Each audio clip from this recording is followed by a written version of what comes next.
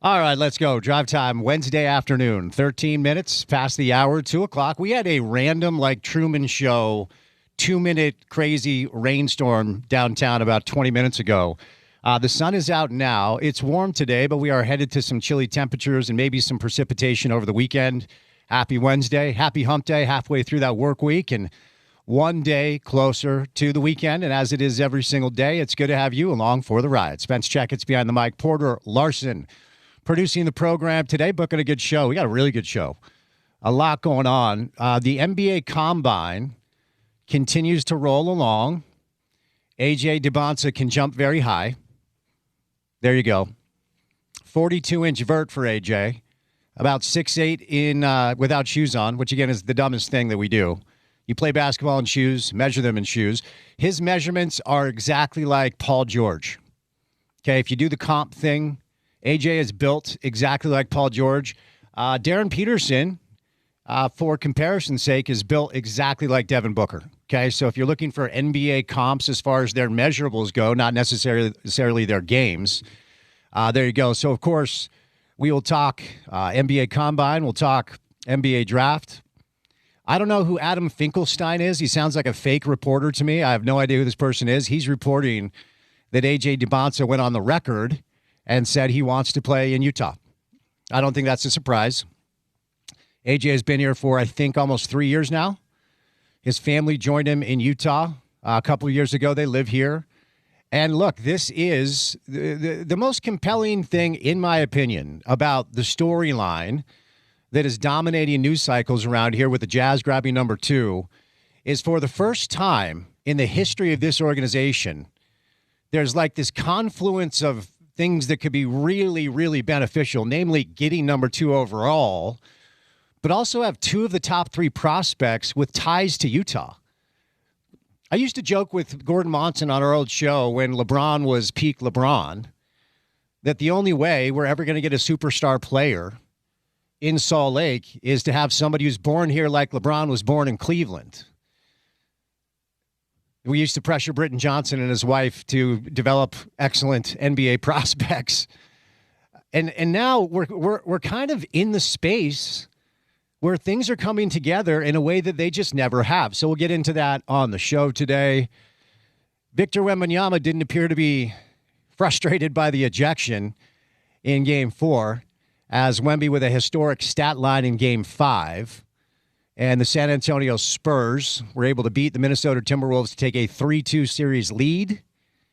They will try to close the T-Wolves out on Friday, where they are a 4.5-point favorite on the road.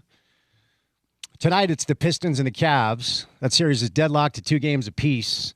So both the Thunder and the Knicks getting much-needed rest right now, as the Thunder trying to get J-Dub back and Knicks trying to get OG back in the mix as well. So some NBA playoff basketball on the show today. Some interesting stuff out of the NFL. They announced a 9-game international slate this year. Talked about it with Sean during Crosstalk. I want to get into some of the storylines coming out of that. And also a really interesting piece from our friends at The Athletic, Matt Baker and David Ubben. So we've talked quite a bit about the Utah deal with Otro Capital, the private equity deal for the University of Utah, and what I perceive to be a plan in place, not just to renovate the Huntsman Center, but maybe touch up Rice-Eccles Stadium. Well, the new trend in college football is what's called mixed-use stadium districts. And I have to wonder if Taylor Randall and Mark Harlan are looking at what several schools are doing and have done, which essentially is 50,000 square feet of shops and restaurants next to a football stadium. It's not unlike what we see oftentimes in the NFL, and this is an economic driver. So I was trying to think about this. I'm no architect. I don't know if I've informed you of that. What would it look like up there at Rice-Eccles Stadium? How could they even pull that off? Do they have the land to put a mixed-use stadium district up to Rice-Eccles Stadium? What would that do for revenue streams for the U? So I was kind of reading through that today. We'll get to some of it on the program. All right. Smitty, live in studio to start things off. Richard Smith. We'll see what he thinks the Jazz are going to do with number 2, and we'll do some playoffs with Smitty as well. It is Wednesday at the PGA Championship. It does not mean they're playing golf. I don't know why they call it that. But Jordan Bloxham, my buddy from T-Box in Centerville, will join us to talk some golf today. And then Tim McMahon, Ban McMahon, I would imagine he might be traveling, or maybe he's home waiting for the Western Conference Finals. We'll talk some draft and some jazz with Tim. And then the OG draft guru, the inventor of the NBA Big Board. He's no longer doing it full time, but I've seen him making the rounds. So I wanted to get Chad Ford on the show today. Chad is a guy who has local ties. I think he was living on the North Shore of Oahu at some point. He became my hero when he was doing that. I think he may have moved back here to Utah. But he knows AJ. He knows the Jazz. We'll talk draft with Chad Ford later on as well. So Richard Smith, Jordan Bloxham, Tim McMahon, Chad Ford, me, Spence Checketts, all of you, the great listeners, and that young man, Porter Larson. I'm trying to think. Like, I do believe that part of this Otro Capital deal for Utah will go to serious stadium renovations. They've already announced the Huntsman stuff. We haven't heard anything official with Rice-Eccles Stadium. Right. This piece in The Athletic is really interesting, okay, and very compelling. If they decided to go the route of a mixed stadium use district with a bunch of shops and restaurants around Rice-Eccles Stadium, is there even land up there for that? I don't know how they do that. Well, I'm not an architect either. We'll have to get Art Vandelay on the horn. Do you have his contact information? I think so. From Vandelay Industries? Yeah. Nice. I think so, though, and I think there's ways to be creative about it. The problem is, of course, you're going to have to separate what is State University from what is a leased piece of property that is Rice-Eccles Stadium. That's its own private entity. So there's some complications there, but I think more likely in the Rice-Eccles area than in the Huntsman area because it is already private, right? There's not that separation that has to be made. And it just makes sense, right? You see stadiums, you see arenas throw concerts every once in a while. You see them like going out of their way to try to make money in the off season. But here's the deal. Rice-Eccles Stadium is empty, 350-something days a year? You would assume that there's going to be an effort made, especially in this era of college football, to capitalize on that in some form or fashion, and that's just the natural direction that things will be going. And yeah, I think that will be in the form of private partners coming in and probably renting space, renting land, throwing events, all of the above. And yeah, I think there's some creative ways that they can do that. There's a big old parking lot that I'm sure you could be a little more creative with space-wise there. Speaking of Seinfeld, I have an announcement to make. You ready? You're quitting? Not yet. We're high speed ahead, though, buddy. I'll tell you what. I've decided this is the summer of Spence. Oh. Yep. Okay. Made that decision earlier today. It's spring. I know it doesn't feel like it yet. You can't announce it midsummer. You have to pre-announce, and so you hit the ground running when summer begins. What does that entail? I don't know, but I really don't know what the summer of George was either. He just kind of announced it. It didn't go well for him. So I'm announcing it here mid-May that I've decided this is the summer of Spence. Okay. I dig it. I mean, you're on TV. You're doing the thing. I'm manifesting. Your golf game's on the up. Good point. You just keep going. You're taking a private jet to St. George. I'm not, but I mean, you can keep being complimentary if you like before we get into the show. You've been lifting. True. Anything else? That's it? For now. It's like 3 things, man. All right. By the end of the show, I want 5 more things. It really is the summer of Spence. It is the summer of Spence. Again, I don't know what that means, but I'm announcing it. All right. Our first guest today, Smitty, live in the studio. It might be the summer of Smitty. You never know. But before Smitty stops by, courtesy of our friends at IFA Country Stores, it's time now for your opening tip. Now, with IFA's Weed and Feed, you'll grow strong, healthy, dark green turf without a weed in sight. It's the ultimate lawn owner power move, now at IFA.coop or one of your local stores. Okay, as I referenced, it's always hard with the intranet and social media to verify whether or not something is real or not. Adam Finkelstein, to me, sounds like a Jim Carrey character in a movie. Doesn't sound like a real person. I have his Twitter up. He seems to be followed by legitimate people. He has a check mark by his name, but you can do that for $8 a month, thanks to Elon Musk. He works for CBS Sports, and he does a lot on the draft. And he is claiming that on the record, A.J. DiBonsa has said that he wants to stay in Utah. He wants to play for the Jazz. He wants to stay in Utah, and he's hoping the Jazz draft him, okay? It's not a surprise, okay? But when we have something on the record, it does make it a little bit different. I'm not sure that Danny and Austin Ainge and Ryan Smith love that AJ's talking like this, because here's the deal. If AJ is sending a message to Washington, please don't pick me at 1, okay, maybe there's something there. If Washington thinks Darren Peterson is as good of a prospect and is more willing to play in Washington. Now, AJ has also announced that he will work out for both Washington and Utah. So there's some mixed messaging going on here. But let's say Washington wants AJ. What they're doing, what AJ is doing to the Jazz by actually saying this out loud is he's kind of taking away their ability to go about this a certain way, and he's putting more eggs in the basket of the cards that are already being held by Washington. You don't want to get the message out there if you're going to enter into a negotiation that, bottom line, this is who we want, because now Washington can call Danny and Austin and do to Danny what Danny does to most teams, and that is ask for everything. I want all the draft capital. I want all the young talent.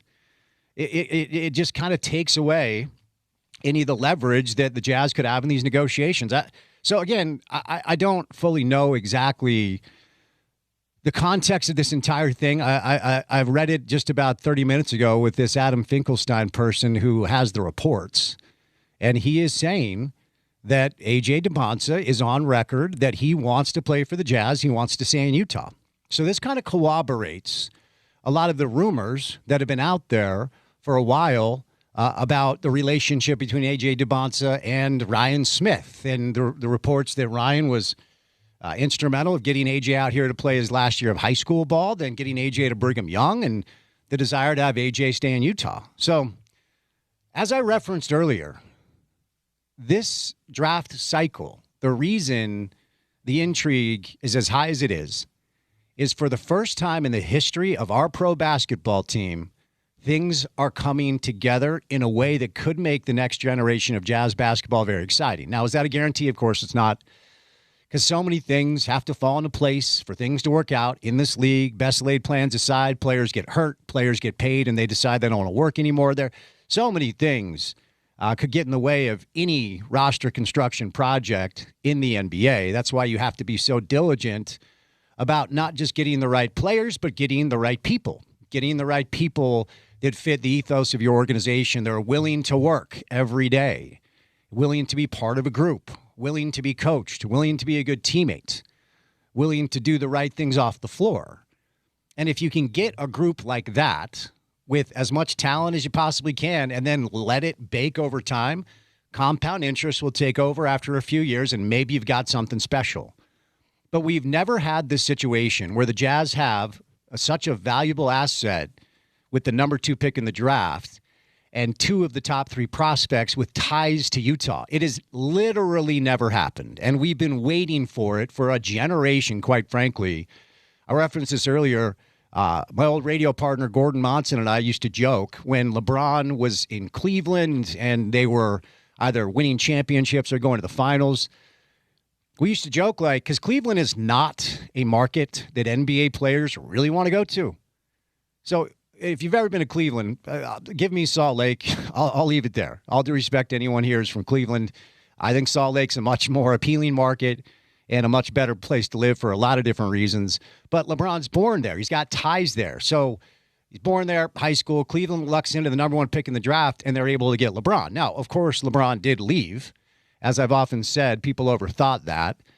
LeBron was born in Cleveland, went to high school in Cleveland, didn't go to college, went straight to the NBA. I'm quite sure the first time he landed in South Beach, he looked around and said, "What?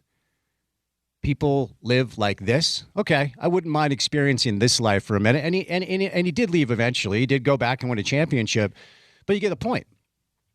Things fell in place for Cleveland. They also got another number 1 overall pick where they grabbed Kyrie. Things fell in place for them in a way that we've been waiting for things to fall into place here. And it feels like it's actually finally happening, which makes June 23rd hopefully the start of the next great generation of Jazz basketball. All right, we'll catch a break. Smitty will join us live in the studio for an hour. Jordan blocks him for some PGA Tour conversation. Tim McMahon, Chad Ford, busy Wednesday show. Halfway through the work week and one day closer to the weekend. Keep it right here on ESPN 700.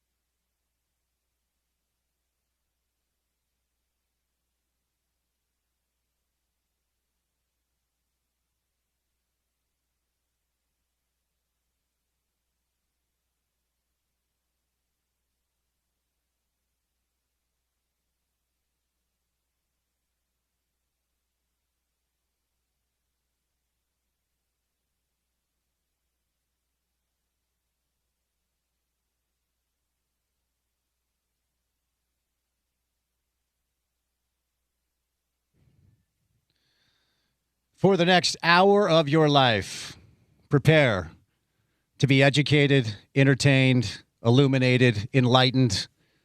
As Richard Smith, after 40 years with the Utah Jazz, is live in studio with us on a Wednesday afternoon. Smitty, how are you, sir? Spence, I'm doing well. How are you? I'm good. So Sunday, everyone's sitting on the couch. How's this going to go? Weird choice by the NBA to put it on Sunday, the NBA draft lottery. And I also thought it was strange, like right after it ended, they just went right to the game with no reaction afterwards. So, not a lot of time to hear what people had to say then. But The Jazz had an 11% chance to get the number 2 pick, and they did. They move up for the first time in franchise history. The 12th lottery experience was the first time the team moved up. So let's just get your reaction to what type of asset that is for roster construction. Well, it's terrific for the Jazz. First of all, if you just go by the pure lottery odds, they were sitting at 4. They had that coin flip a few weeks ago that allowed them to be in the 4th position, Sacramento in the 5th.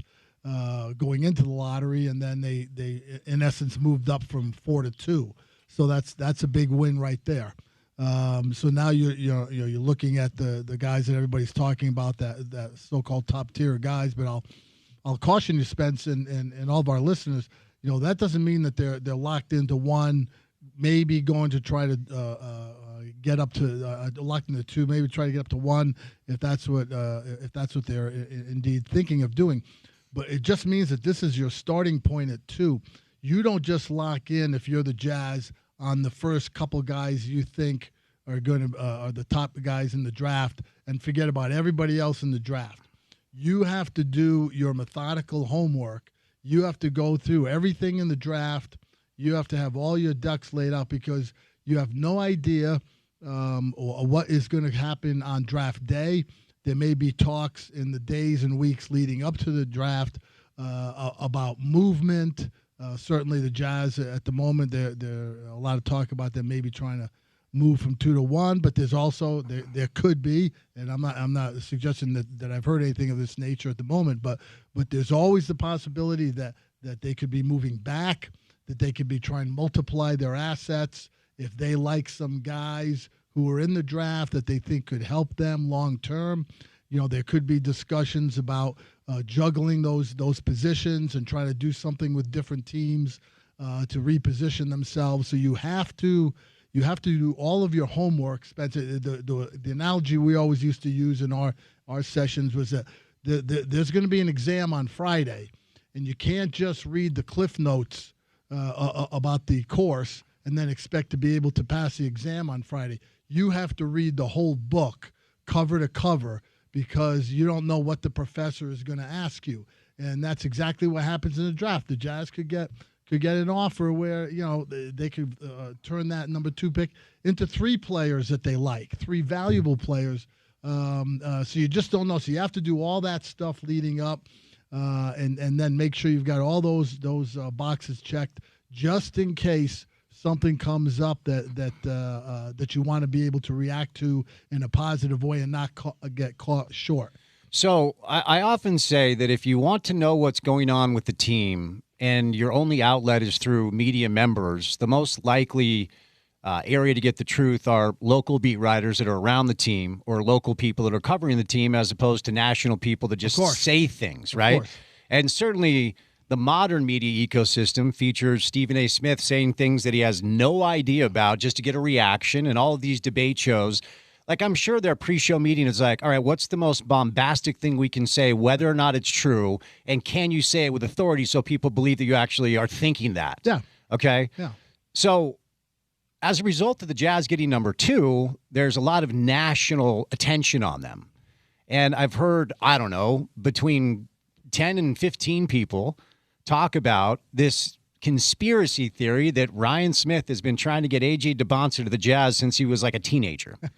Getting him here to play high school basketball, being part of the NIL endeavor to get him to BYU, and then the master plan is to get him to Utah. Now, like, Washington has the number 1 overall pick. So they hold the cards here, but Adam Finkelstein, who I don't know, from CBS Sports, just about an hour ago, published a piece where AJ is now on record saying he wants to play for the Jazz. He wants to play for the Jazz. He wants to stay in Utah. His family lives here. So, look, again, the one issue here is that the Jazz don't have the number 1 overall pick. It's not up to them. But is there a chance, now that this is kind of the storyline that's out there, that the Jazz behind the scenes are actually trying to get up to 1 to maybe take AJ? Or does Washington like Darren and maybe AJ's there too? Yeah, any and all of those things could be possible, Spence. The guys running the Washington Wizards, Michael Winger and Will Dawkins, have a history, coming from the San Antonio Spurs and Oklahoma City Thunder organizations as young guys, interns, scouts going up through the ranks, so to speak. And they're both very process-oriented guys. And so they've gone through this thing in the last couple of years of very similar to the Jazz, and we don't hear much about it here because, of course, it's back east and we're engulfed with what the Jazz are doing. But the Washington's been doing the exact same thing the last couple of years. They're not playing any guys. They're sitting all their guys. They traded for Trae Young and never played him this year. They traded for Anthony Davis, didn't play him. The same kind of thing, trying to position themselves. They lost 27 of the last 28 games in the regular season, got the worst record, and it paid off, if that's the phrase you want to use, by getting the number one pick. So now they're sitting there, with that in their pocket, and now they're going to go through all of their due diligence. And I can tell you one thing, Spence, those guys are not going to blink at somebody saying, well, I don't want to play here, or I'd rather play somewhere else. That's exactly what I was going to ask you. Yeah, and it's the same thing as we heard last year with the Ace Bailey thing, and it really doesn't enter into anybody's draft room with the decision makers, because at the end of the day, you're the one who calls the shots, meaning the team. You're the one who makes the decisions for the team. The way the collective bargaining agreement is set up in the NBA is that if you get drafted by a team and you want to play in the NBA, then you're beholden to that team for a minimum of 7 years. Now, you can always threaten you don't want to go somewhere. Well, I'm going to go play in Spain. And you're not going to have me at all, and whatever, and you just kind of shrug and go, okay, dude, all right, I'll see you next Tuesday, and so those things really are just a bunch of media fodder. It really doesn't carry much weight. I would say no weight, really. Something like AJ, declaring what he wants to do. I don't know about that. I'm not sure I would, if I was him in his camp, that I would have advised him to just not say anything, because that's how you put yourself into a corner, and then you bring on more attention to yourself in an area that maybe you don't want. Now they have to, if that's true, that reporting, then now they're going to have to start dealing with other media members following up on that and asking about it. So that just brings on more issues if you're the young man and his family, and so they're not going to control where he goes. The teams who have the picks are going to control it, and they're going to make the decisions they think make the most sense for the long-term viability of their franchise. So I was trying to kind of rack my brain a little bit, because I know conversations happen back channels, right? And I know players do have preferred destinations, and teams are aware of these things. Agents are contacting decision makers and such. In the NFL, we have some very famous examples of players simply saying, do not draft me. I will not go there, namely John Elway and Eli Manning. Yeah. And, it worked out for both of them, because Eli got to New York. He won a couple Super Bowls. Elway, legendary career in Denver. Are there NBA examples out there of, look, the Jazz things, the Ronnie Cycli, Derek Harper stories of like, hey, you go live in Utah. Those are out there. But I was trying to think, is there a historical example or a few of like top shelf prospects like an AJ DeBonsa pulling an Eli Manning? I couldn't really think of one. No, I don't. I can't think of one off the top of my head either, Spence. The John Elway thing was interesting, because at that time, you remember, coming out of Stanford, he had some leverage because he was part of New York Yankees baseball organization. Right. Had played a summer of minor league ball, and there was also always the prospect hanging over his head as a football player that, hey, he may decide to play baseball, and then we won't have him at all. And so he had a little bit of leverage that way. And there's a very interesting documentary I watched a few months ago about that draft and about him going through that process. He and his dad, who was a football coach at San Jose and on the West Coast for a long time. And so those things in the NBA, I can't really think of anybody off the top of my head who came out with that kind of thing. It's you don't really. I don't know if it's because agents who usually are the guys who are leading that kind of attack know that the teams don't want to have to deal with that, or they have a relationship with teams that they don't want to damage by doing that kind of thing. The last one I can think of maybe, and this is going back 30 plus years in the early 90s, was Danny Ferry. And Danny Ferry didn't want to go to Cleveland, and he actually went over to Italy and played for a year before they traded his rights. So that's the last one I could think of off the top of my head that actually came out with something like that, and then said, oh really, okay, and it became like a staring contest, like Game of Chicken, like, oh, you don't think I'm going to go to Italy? Okay, watch this, and he did, and and it worked out for him, and but that's those kind of things seem to be things that teams remember, and dealing with agents, it's a very delicate situation when you get in those rooms between agents and general managers or personnel directors, or then sometimes it'll even get to the level of an owner, getting directly involved in something. And usually in the NBA, it seems like historically teams and agents don't want to put themselves in kind of any corner that's going to be difficult for them to get out of. Yeah, this isn't a draft example, but, when Kawhi said, I don't want to be in San Antonio anymore, and just sat. Yeah. Yeah, and, he called their bluff. And Popovich was like, you're under contract, so he just sat. Yeah. And then they moved him to Toronto, and they won a championship, so it worked out for the Raptors. Then eventually he was going to land in L.A., where he did. So that's not a draft example. That is a player example of forcing his way to where he wanted to go. So it does bring up this interesting dynamic where really for the first time in the history of the Jazz, they get the luck they need at 2, and then you have 2 of the top 3 prospects that are familiar and have ties to Utah with AJ and Cameron Boozer. So it does feel like synergistically things are kind of falling into place a little bit. Yeah, and some of it is obviously it's just the luck of the draw. The Jazz got lucky last year. They didn't get lucky for all the machinations behind the scenes about tanking and not playing your players and artificially positioning yourself, to try and get something out of it and not really earning it. Okay, well, this time the Jazz moved up. They moved up to 1, which is obviously what they would have hoped for to control the whole thing. And now Washington does that, but they moved up from 4 to 2. And so maybe something is going to fall their way the way they want it. Now, I would say this: all of this attention is at the moment is being centered on Debansa and Peterson and a little bit of Cam Boozer, with those top picks, But the Wilson kid and the Acuff kid and the Wagler kid a little bit.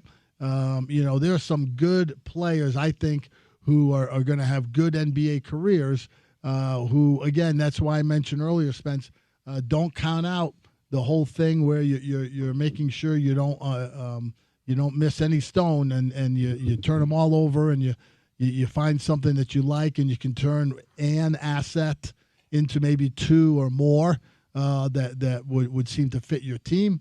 Right now, all that attention is going to magnify because of the Debansa Utah tie the last couple of years.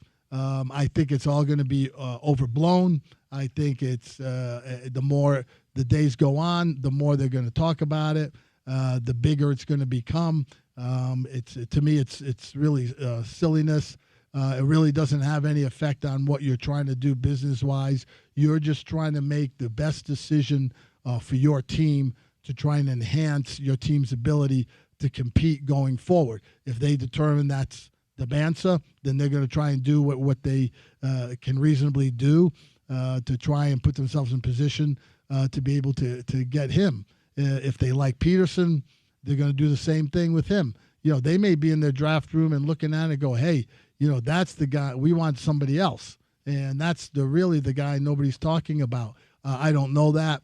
It's just that this whole thing is just going to keep building momentum, I think, primarily because of the Debansa Utah connection, and it's going to get a little silly, I think, at times. What do you mean it's going to be a little silly? Well, they're just going to keep talking about it, that he's, he said he wants to stay in Utah. Okay, so now what are they going to do? They're going to try and move up. Well, Washington knows that, so that takes some of their leverage away. So now Utah's going to have to, if they really want to do that, maybe their guys, I don't know this, their guys in their room, the guys who have scouted and have looked at these guys, and I've seen them, a number of them. I went to, I think, 7 BYU home games this year, and saw the Jazz guys at most of the games. Obviously, Danny Ainge, I think. Danny was at almost all of them, if not all the games I was at.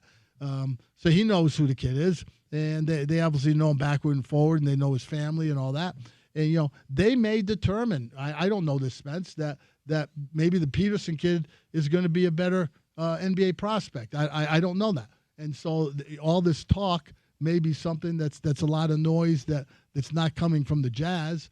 I remember years ago we had the kid from Croatia who was in the draft, and some of our guys really liked him because he had a really good combine workout and stuff, but we knew him from way back when he was 5 years old, literally, and had to talk some of our guys off the ledge that no, he's not the player you think he is, and he's not all that, and it turned out that that was the case. But the point being that they're going to make their evaluations, and the evaluations are going to obviously include these top prospects, and we won't know until draft day when everything falls into place, what their actual evaluation of these guys is. But isn't part of the evaluation, doesn't it have to be a little bit steeped in, and Austin said after the draft, when he was available for the media, he said, we want to draft a player who wants to be here for a decade. He said that. Yeah. So isn't part of analyzing and doing your evaluation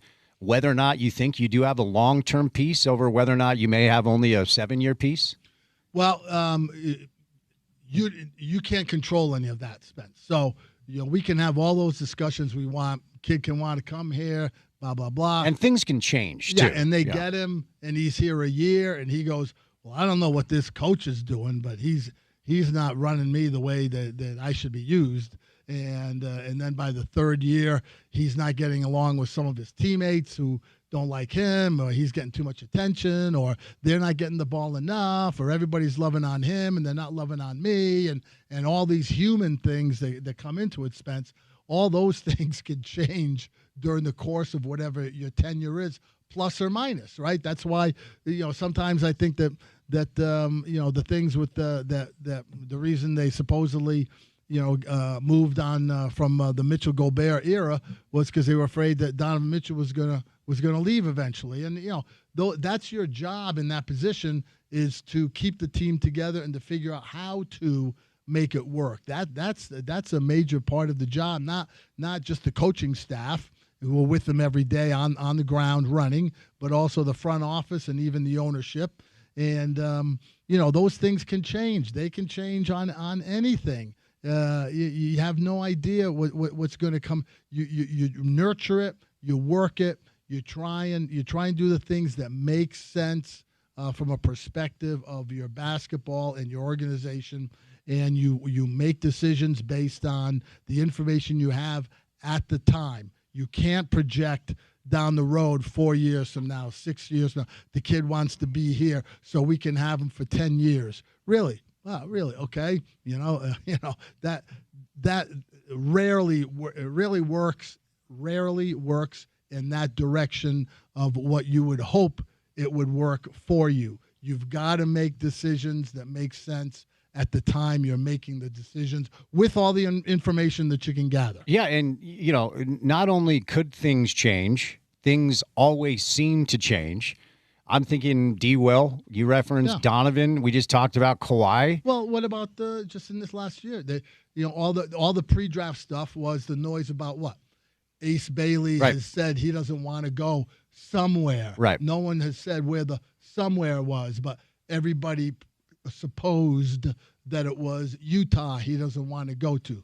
Never heard whether that was accurate or not, but that was the noise, right? And then draft day comes.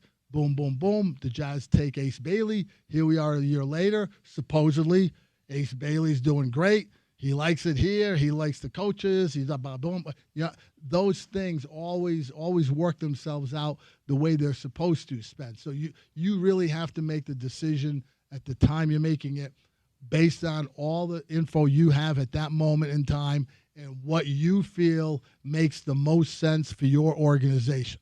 Yeah, I mean, as I'm thinking through all these examples, and it's not just a Utah thing. Players sour on a city, they sour on a coach, they sour on a front office. And what you want at 19 could sound a lot different than what you want at 24, 25. Hey, the Paul George, Kawhi Leonard thing. They Oklahoma City went out and they positioned themselves to get Paul George from Indiana.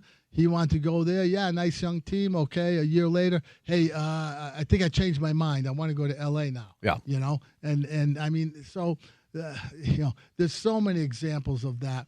You can't get lost in the weeds dealing with that stuff. What you need to do is take care of the business that's in front of you and do it to the best of your ability. These guys are going to go through their process. They're going to go through the evaluation. Ace Bailey. DeBonsa, I think he measured great yesterday at the combine. Great measurements. That's a prototypical NBA guy right there that you want to start with. He's a great kid. He works hard. I've been to several BYU practices this year. He's really a good kid with his teammates and stuff. Doesn't seem to be full of himself. That's the kind of guy you do want in your organization. So if you can get him, and the flip side would be then, looking at it from the other perspective, why would you assume that, Washington would be interested in not taking him? Why would they not want to add that guy?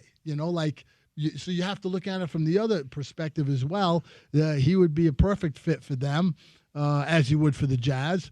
But then you got the Peterson kid, who's very talented, and if they got this cramping creatine issue figured out, and the medical guys working there at the combine this week, they'll get all that sorted out.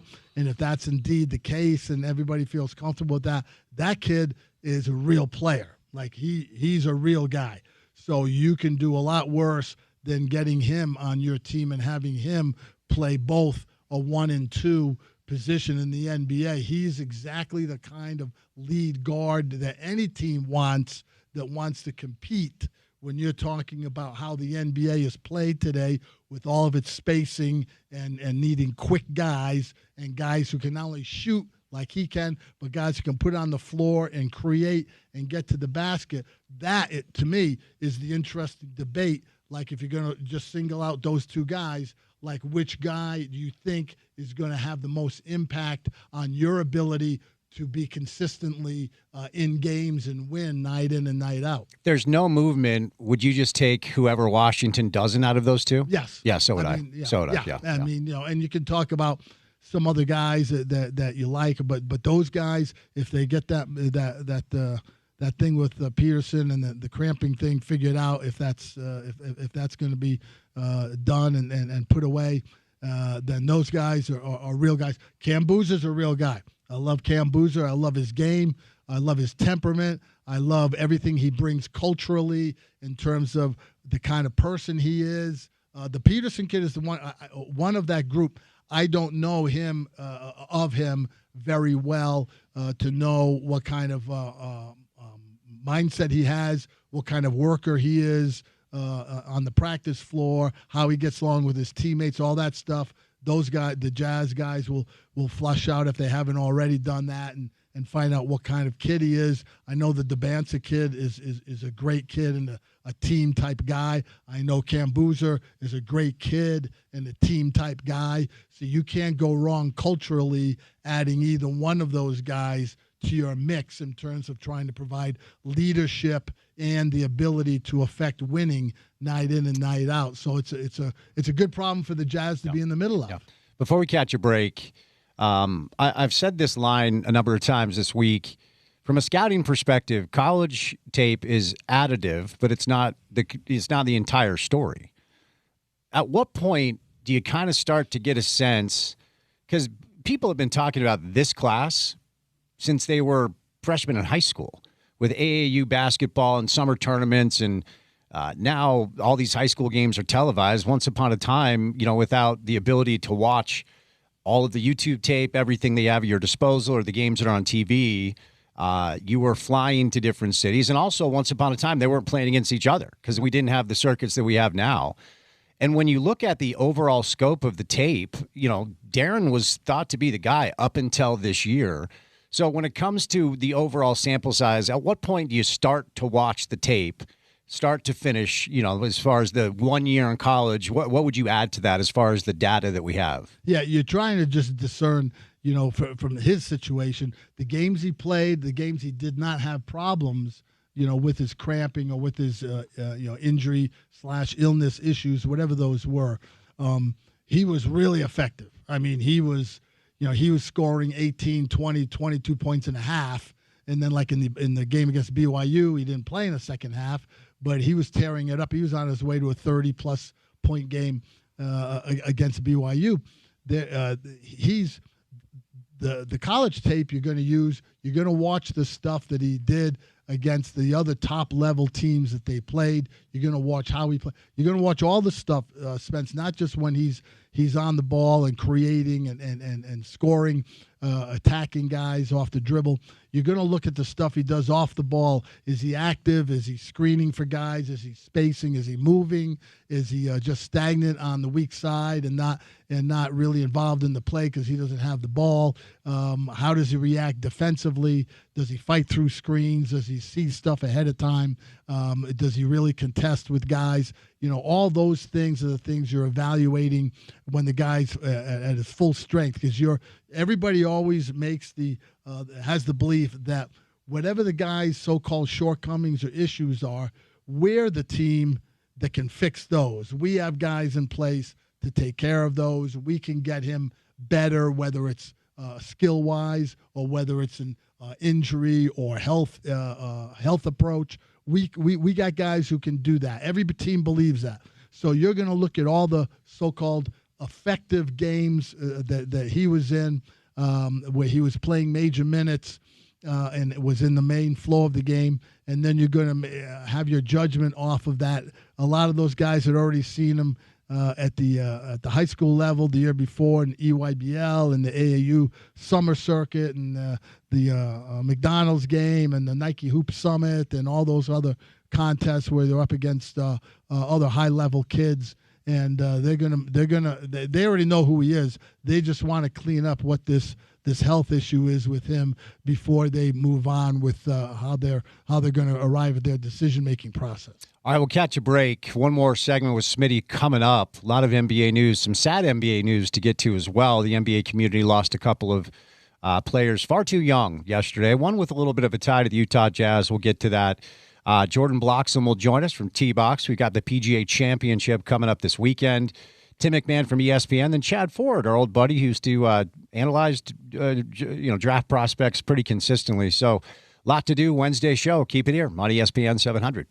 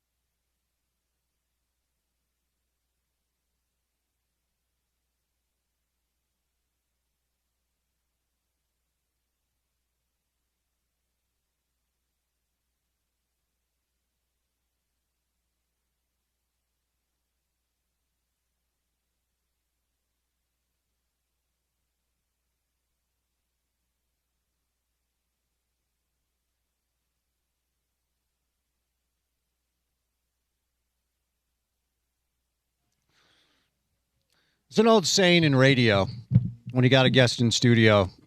Sometimes the best radio happens during the break. And we'll leave that there. Richard Smith is live in studio.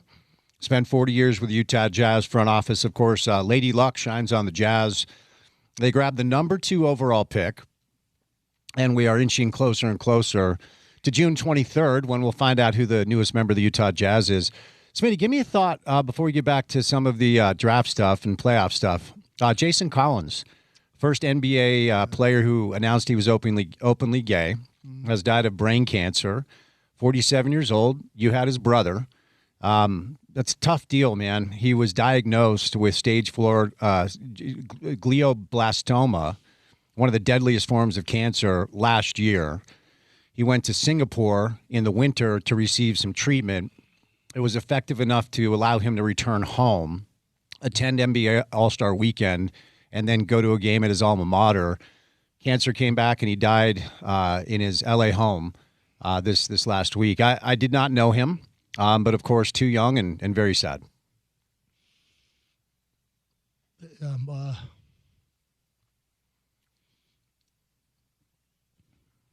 Jason was he was a great guy. He and Jaren were great. You know, he was the considered a much better prospect than Jaren was coming out of Stanford. You know, he's a first-round pick by the Nets. The Jazz were able to get Jaren late in the second round of that same draft, and we had Jaren for I think it was 7 years, and a great worker. And they're both great guys, great people. Jason's one of Jason's things that claims to so-called NBA infamy was that you have all these things on your contract that you can't do. You can't go skiing. You can't go jumping out of planes. Parachuting. You can't do all these things. And Jason and Jaren were playing in a charity golf tournament the week before training camp started in the middle of his career. And they were on the first tee early in the morning, hit their tee shots, got in the cart. Another cart was in front of them. They were trying to get around them, and the dew on the grass in the morning.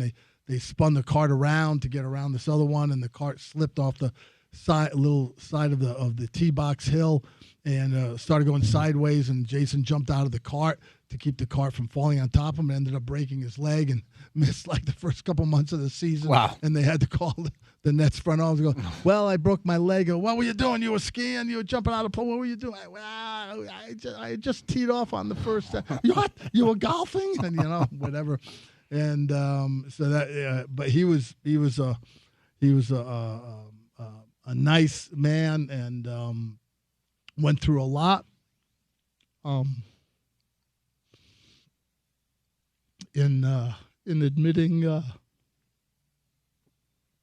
about his sexual orientation, and that took a lot of bravery for him, and sad to see him go. Yeah. One of the interesting things about the Sports Illustrated story where he announced he was gay in 2013, and look, times have changed. It's 2026. Same-sex marriage is legal everywhere, and I feel like it's widely accepted in a way that maybe it wasn't when he was making the rounds when he was at Stanford, because he said that he told teams, just so you know, I think I'm good enough to play in the NBA, but I'm gay. This is where I'm at. And only one team gave him a workout, and it was the Nets. Yeah. Everyone else passed on even giving him an opportunity to play. So the reason I'm bringing it up is I think the Nets deserve a ton of credit for being like, it doesn't matter, just come work out for us, and we're gonna give you a chance. Yeah, and he was a good banger inside, a good muscle man. Had an inside a big man game. Really played effectively. During the heart of his career. Was a good teammate. Was one of those guys that you liked having around because he just had a good personality and was willing to come and work. And just very sad to hear that the brain cancer spread so quickly and that it got away from him. And I was able to text Jaren yesterday when I heard the news, and he was kind enough to hit me right back and said it's just devastating for everybody and their family and all of our thoughts and prayers go out to the Collins family. They're really nice family, nice people. Yeah, well said. 47 years old, far too young. So sad stuff. No easy way to transition out of that, Smitty. I apologize. I didn't mean to catch you off guard. But let's just kind of get back to some of the storylines surrounding the NBA. And we'll end this segment with a little more jazz. But Wembanyama gets ejected, Game 4, and he deserved it. I thought it was an elbow that deserved an ejection. I'm glad they didn't suspend him. But he just unfazed, man. Like, comes back, and this kid against Rudy puts up a stat line that we have literally never seen in pro basketball.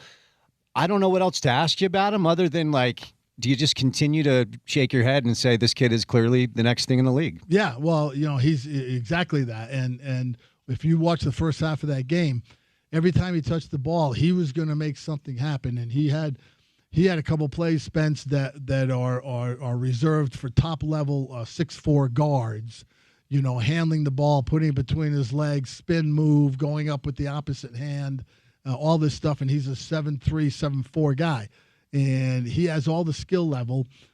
He has the mindset and the approach that he's going to outcompete you, whatever that is. And that's why I thought the other night when he threw the elbow, he knew it. You didn't see him, fight or yell at somebody or say that's not way. He knew what the deal was, and he was waiting. Is that what they're going to do to me? Okay, but he knew in his mind that I let them know that I'm not doing that. Mm-hmm. So you want to do that? Yep. Here we go. Yeah. And he came back in that game, the next game, and just took it out. He is, and for all his skill level and ability, Spence, even more so is the approach he has with his teammates in the game and his coaches. He's such a smart individual. He's really tuned into trying to do what makes sense to try and win the game tonight. That's what he's always been. When we used to see him when he was a 14, 15, 16-year-old, he had that kind of mindset that he was just trying to figure out a way to win the game and how he could impact it. And now at this young age, did you see all the guys in San Antonio that show up in the stand? Yeah. You see them? It's cool. David Robinson, Tim Duncan, Manu Ginobili, all these guys show up because they go, yeah, I want to be here because I don't want somebody telling me what happened. I want to see it for myself. Yeah. And that was really that was a fun thing for me to see. It's I don't know.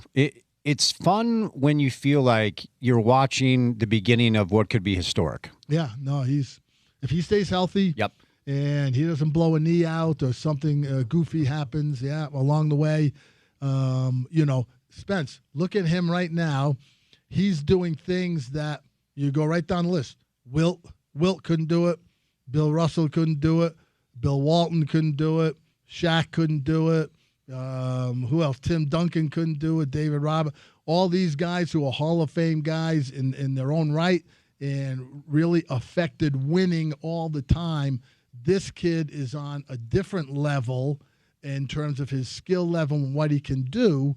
And now he's only 22 years old. So what's he going to be when he's 25, 26, 27 if he stays healthy and he can continue to play like this and improve his level of play? It's it's pretty scary for everybody else in the league because he also got that mindset, as I mentioned, Spence. He's not a selfish guy. He wants to do it to help you win. He's not out there for his own edification or for people to tell him how great he is. He's truly a guy who's all about the team and about how he can affect winning for his group. The other thing I really like about what I've seen as far as just the general dynamic, his peers already really respect him. Yeah. I mean, you don't see a lot of like, oh, okay, because the Rudy stuff continues to really piss me off. Yeah.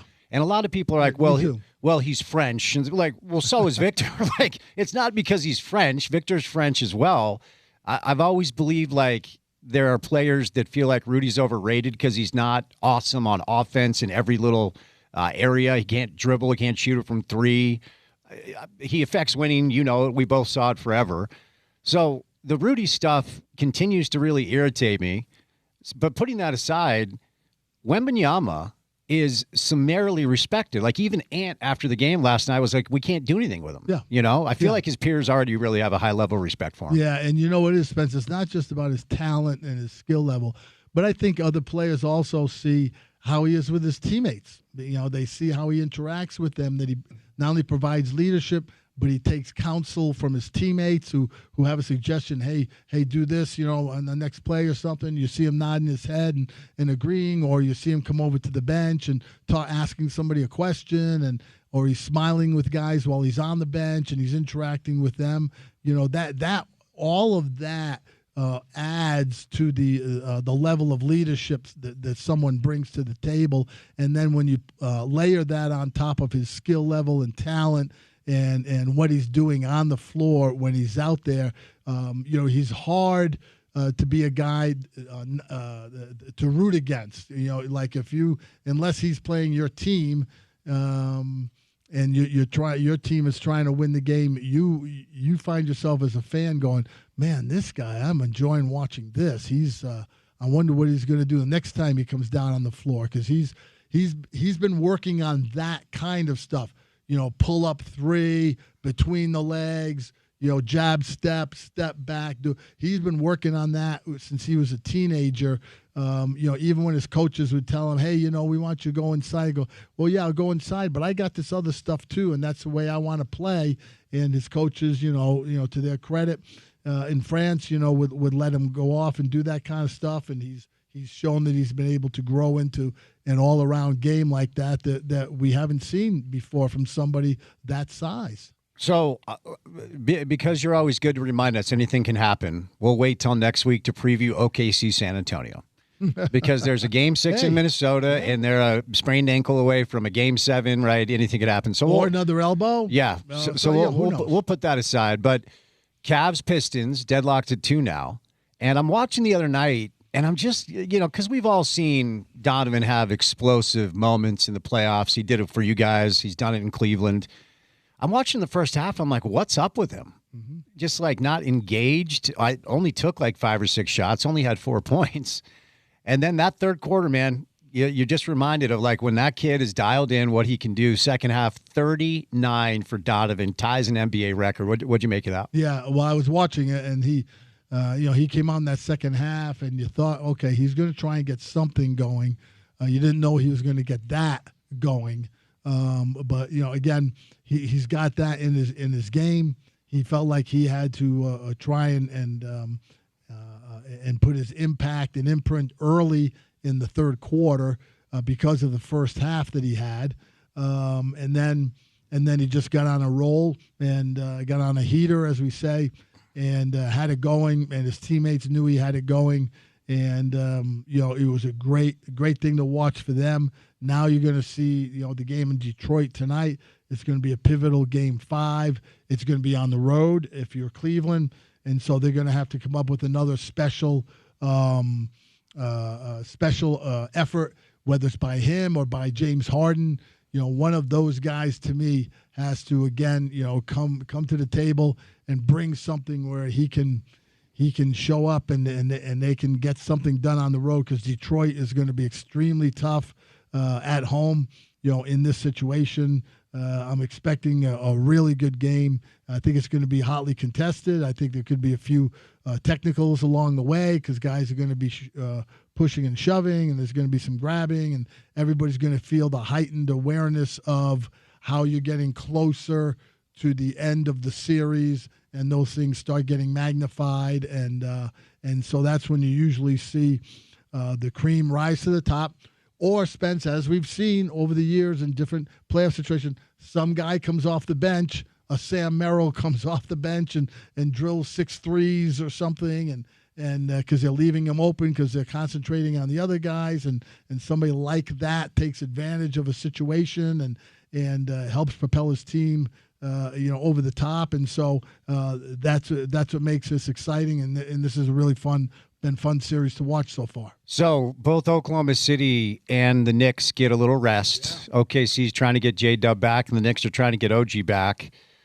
What sort of dynamic does that bring into play for? I mean, I feel like it's only beneficial. It's the old debate. Like, do you want to just keep going, or do you want to just kind of sit? And just wait we had that in '98, Spence, when the Jazz were in the playoffs and got I would say, an unexpected 4-game sweep against the Lakers in the Western Conference Finals against Shaq and Kobe, and that was the famous Game 4 throat gesture from Greg Foster toward the end of the game. That's right. And then we came home, and the Bulls were fighting tooth and nail with the Indiana Pacers in the East, and they went a full 7 games. And so the Jazz sat at home in Salt Lake for 10 days between games. And there was always, our big debate internally was, okay, what do we do to keep the team fresh? Do we actually have live scrimmages? Do we actually rest? Do we actually go through some film? Do we do stuff on the floor every day? Do we want to? I mean, it was a big debate because you can lose a little bit of that edge. I don't know how it's going to play out. Obviously, time will tell. But the Knicks were on maybe one of the biggest heaters ever in playoff history last couple of weeks. The way they started rolling after that Game 3 loss in Atlanta. They just started. Whatever it was, they were clicking. I know a lot of attention was given to. Them making some subtle changes, putting Cat out top, and as a ball release guy, and being able to find guys and taking some of the pressure off Brunson. But they were rolling. Boy, they rolled in those games in Atlanta, and then with Philly, and they may not want to have this rest. They may want to say, hey, let's go every other day. Let's go. We got it rolling, but they're going to have to wait now because these guys are going to play either 6 or 7. It's probably going to be another week before the Knicks see the floor. So that's always an interesting thing to see how teams respond in those situations. Next week, we'll give you a chance to preview the conference finals when we know what the matchups are. But with a couple of minutes left for us, say you lose, let's get back to some Jazz stuff. All right, so number 2 pick. We talked last segment about the potential of just taking whoever Washington doesn't out of Peterson and DeBonsa. Let's just go over both scenarios. Washington goes Peterson. Utah goes DeBonsa. They got a $15 million non-taxpayer exemption they could use to maybe add another piece or two if they wanted to. What would you say about what next year could look like if AJ's the guy at 2? Yeah, well, either one of those guys will be really top-level prospects to add to what they're trying to do. Then their next move, obviously shortly after that, is going to be what's going on with Walker Kessler. That's going to be a big deal, and it's going to be a big deal from a financial standpoint because that's the reality of the business and the team, the ownership. Ryan Smith is going to have to, make a hard line decision about whether he's serious about this stuff or not, and it's going to cost some money. And they're going to get into tax implications if they decide to keep him, which I assume they would. And they may come up with something before then to figure it out. I don't know. I would think Kessler's people will probably just hold off and see what happens because it only takes one other team to come up with a big number for you. And, so that's going to be the interesting part for me is how they build the team going forward. But either one of those guys you add to that mix of Jaren Jackson and Lauri Markkanen and the George kid and Ace Bailey. That's a nice group to work with. I don't get run away, Spence, like a lot of people I've been hearing in recent days who say, "Oh, now they're going to be winning 55 games. They're going to be a top 4 team. They're going to be in the Western Conference Finals in 2 years. They're going to I'm not getting into that stuff because there's so many things that have to happen between now and then. Not the least of which is that the guys playing for the Jazz as a group, that group that'll be together, they have not played meaningful games where they had to try and win games down the stretch. And so that's a skill in itself. And so those are going to be learning curves that those guys have to go through, just trying to figure out how to play with each other.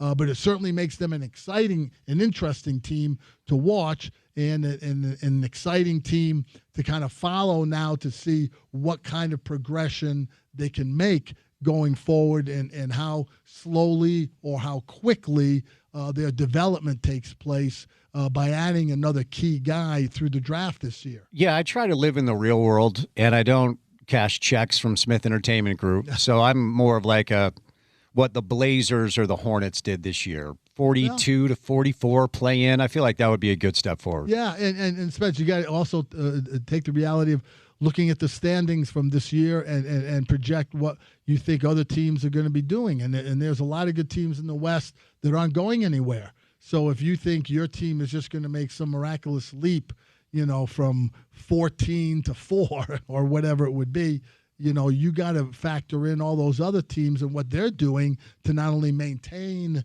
their status at the moment, but also what they're doing to try and get better themselves. And so all that stuff factors into it. I just think that if the Jazz play their cards right in this draft, they come out with a top level prospect.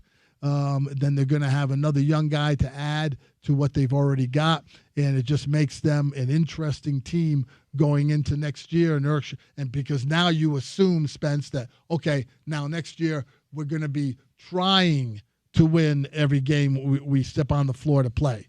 That's going to be a change in and of itself, right? Novel concept. Yeah, the overall approach to what they're going to be trying to do. So that itself is just going to be something that's going to be interesting to watch in terms of the fans and giving the fans what they deserve. After going through the last several years of this thing that was just untenable and really kind of disheartening to watch. Who you got winning the PGA Championship? The PGA Championship, I'm going to go with the sentimental favorite of Jordan Spieth, trying to close out. Yeah, trying to close out the career Grand Slam. That would be a fun thing if he was in contention on Sunday afternoon. This is his 10th opportunity to get the career Grand Slam. I think a lot of people forgot that he won the other three because it's been like a decade. Because he won him early. Yeah. All right, Smitty, you're going to take in a little soccer this evening. Little RSL Houston. The RSL Houston, because they only have a few matches left. Yep. At home before the big summer break, which is going to be a weird thing to not have our local team playing for a couple of months. Yep. During the summertime. For sure. That's going to be interesting. And but yeah, we're going to head out there and watch a little bit of soccer. It's great to see you, my friend. All right. Same here. Hey, do me a favor. Yeah, what do you got? Tell Chad Ford I said hello, please. I will, for sure. Yeah, Chad's going to join us later on. Smitty stops by, courtesy today of our friends at IFA Country Stores. There's nothing like taking in a game on a sunny afternoon. You can get your field ready this summer with IFA's 4+ lawn care program.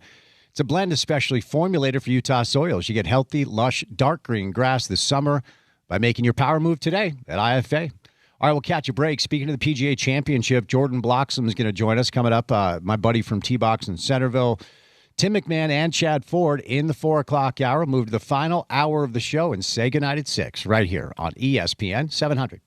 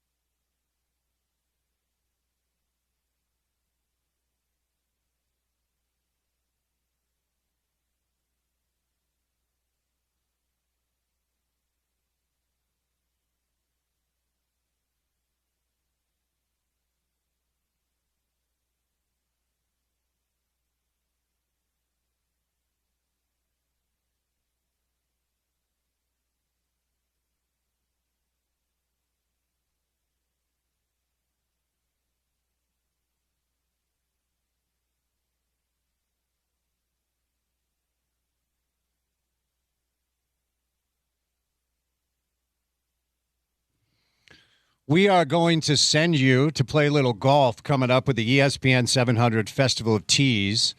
And we're sending you to one of my favorite little tracks up north, Davis Park. Stay tuned for that. But in order to win, you got to listen to this interview because I'm going to ask you a question based off of my conversation with my buddy Jordan Bloxham from T-Box up in Centerville. What's up, dude? How are you? I'm doing good, Spence. How are you doing? I'm well. I appreciate the time. So let's start with the humbling experience that I had with you guys up at T-Box in Centerville. So for our listeners, if you are new to the game of golf or if you've been playing for a while but you want to get better, I would highly recommend going through the process I did, which is a T-Box assessment with my guy Mitch. Now, Mitch may not be available because he's like their number one guy. But as a result of Jordan being a friend of the show, they're offering you this T-Box assessment for free. Jordan, tell our listeners what a T-Box assessment is. So you went through the whole ringer. So the assessment is a Titleist Performance Institute body screen. So we test the initial test is you were testing your mobility and stability through 16 different screens and body movements to see how you'll move within the swing. So we kind of have an idea with that. And then we take you into the bay and do some swing work on our Sportsbox 3D program. And just so we can tie those two together, right? Knowing where you're limited on your movement helps us better, approach what we're going to do with your swing. And then we tie that all in, right? It's a three-piece thing where we go body, swing, and clubs, right? And we analyze the club portion of it. Obviously, you went through the fitting process first.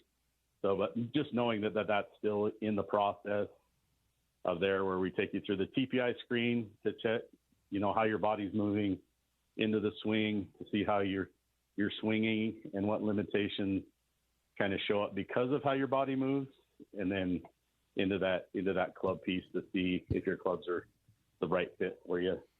And then you got the advanced version where we go into the power and strength screen with Mitch, where he tests your power, kind of your power output, and where you can slot in on, your projected max ball speed. So kind of where your ceilings are within your speed, power within your game, and then your strength to see where kind of those all tie in to see how we can help you here at T-Box through fitness and the swing portion of it. So I know that we put you through a lot. I don't know how long it took you to kind of recover, to kind of wrap your head around everything we put you through, but we can do a lot, or we can just do the basic TPI screen to see how your basic movement is. It just would have been nice, Jordan, if you would have told me what I was in for so I didn't show up in my golf shoes thinking I was going to stretch for a little bit and swing. But honestly, it was a fascinating process. And here's the best part, at least for me. Mitch was able to cater a bunch of different workouts based off of the assessment that I can now do to improve the areas that I need to improve to make sure I have more power and speed, right? Yeah, and working on the right portions, right? If you're strong in one area, but you keep on working that, right, you're neglecting your weak areas, right? But being able to put together that programming that focuses on the weak areas or the sections of the body that you need improvement will help you right within the swing, right? Get your body in the right spot to then swing better and to be able to do the things that we want you to do with the swing, but to be able to move to get you into those positions. So, and just to kind of wrap up this portion of our conversation, what Mitch was able to do, you guys will get access to an app that you can go into and then access these workouts. Yeah. And he gives you a 45-minute workout that you can do just during the week, but then a 15-minute workout that you can do before you play. So those are kind of like the two cool options that you have in order to improve the areas where you're just a little weak. Yeah, we always want them to start because basically we have a kind of 15-15-30 model here as far as practice goes, right, where we can build you a 15 minutes working on the body to get ready before you get into the day, the 15 minutes on the technical side of it, and then the 15 minutes in the competition skill side of the practice. So we can build that whole programming for you. But having that 15-minute one that you can do in that condensed. Either, it could be before you're getting in the bay, or it could be, hey, I'm going out to play golf, right? I need something quick that I can get my body loose and warmed up. So you have those options, right, where we can give you a 15 all the way up to a 90 if you wanted to on the mobility side, and then we can suggest some things on the strength and fitness side when you're ready for those to get into the gym side of it as well. What do you recommend as a warm-up for a very average golfer that's biting off more than he can chew and playing in a tournament coming up this weekend? I'm asking for a friend. So there's a few different moves, and we'll send that over to you. But a lot of it's just getting right those extremities right. You want to get your shoulders loose, your hips loose, just get you to where you're in the place to perform optimally in a rotational sport, right?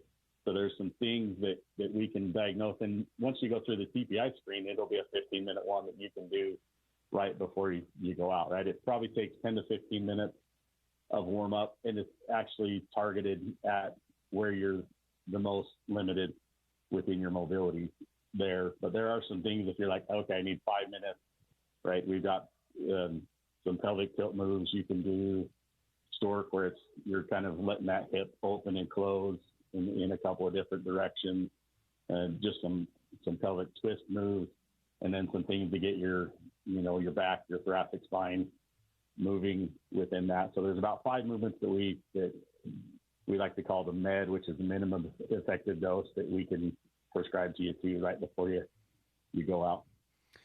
What advice would you have for an average golfer who bought a new driver but is hitting his old driver better in preparation for and once again, I'm asking for a friend, Jordan. Yeah, friend. When you do that, if you got a new driver and you've been fit, and it was the best option that day, let's come in, let's get it looked at, and make sure it's still the right fit, or make whatever changes and adjustments you need to make. Okay, fair enough. All right, so just to review, as a result of our new relationship with T-Box, and they do a lot of stuff with our golf show on Saturday with Paul and Jan.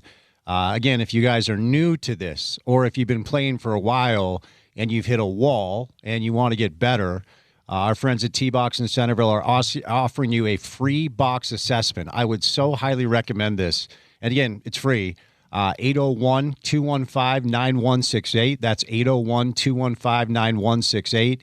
801-215-9168. Call and schedule now, or you can go to tbx.golf/Centerville. That's tbx.golf/Centerville. And then I would also highly recommend going through the fitting process to get some new sticks. The technology is real, and Jordan is the best at that. So you can ask for him, but my guess is he might be a little bit busy. Aren't you at a grand opening this week? I am actually headed down. I go out on the red eye tonight to Miami for our Aventura grand opening. So it's just a quick trip back Friday evening. So going out there for a little bit to support our owners down there and get them kicked off on the right foot. Good stuff. All right, let's talk a little PGA, Jordan. It's funny. Yeah. I think some people may have just forgotten that Spieth has those 3 majors and just needs this one to close out the Grand Slam because it's been so long. He is playing a little bit better this year. Do you think he's got a shot to pull this off this weekend? He does. Looking at the course, right, and they haven't done a deep dive into it yet. But the course is pretty wide open, which definitely suits him, right? He can get a little wild off the tee, but usually has the ability to scramble. You've got to putt well with those greens, so there's definitely a chance. He's been playing better, putting himself in contention a little bit more. For him, it's just going to be hitting it straight-ish, but he's got to just figure out how to get that putter rolling like it was when he was on that run. Is that kind of his deal? I heard a golfer on a podcast talk about how wild it is to be paired with Jordan because it's always such an adventure because he's always trying to get himself out of trouble. Yeah, when you watch him, and even when he was playing his best, right? And they call it a Spieth par, right? They joke about it. It's like, oh, that was a Spieth par, just because he'll hit it off the planet and somehow figure out a way to make a 4. But a lot of that was, he's really good around the greens when he's playing well, and gets that putter rolling better than average. How much of golf, and I've recently noticed this because, as you know, I'm relatively new to this entire sport, not just playing, but now I watch a lot more. And before I watched a lot more, if I was playing and not hitting fairways and kind of spraying it a little bit, I thought I was just playing horribly and didn't have a chance to do anything. And now I'm kind of in the space where it's like I feel like a big piece of this sport, Jordan, is just like solving problems, shot after shot, right? Yeah, yeah.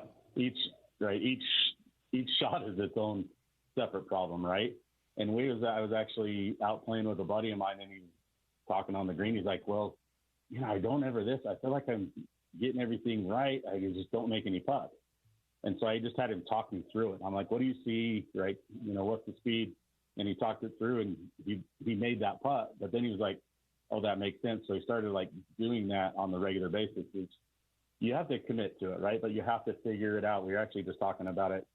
We've got some box pros in for training for some of our locations around the country. And we were talking, and it's like that caddy player relationship on tour, it's them talking through and solving problems, right? So having there, just so that you're committed to a shot. The biggest thing, right? I tell my players all the time, right? I'd rather have you 100% committed to the wrong shot than 10% committed to the right shot. Because you're usually going to hit the one that you're committed to better. So it's just being able to solve those problems, address them, right? And you're going to have those all day. So it's just talking yourself through and getting confident with the shot you want to hit.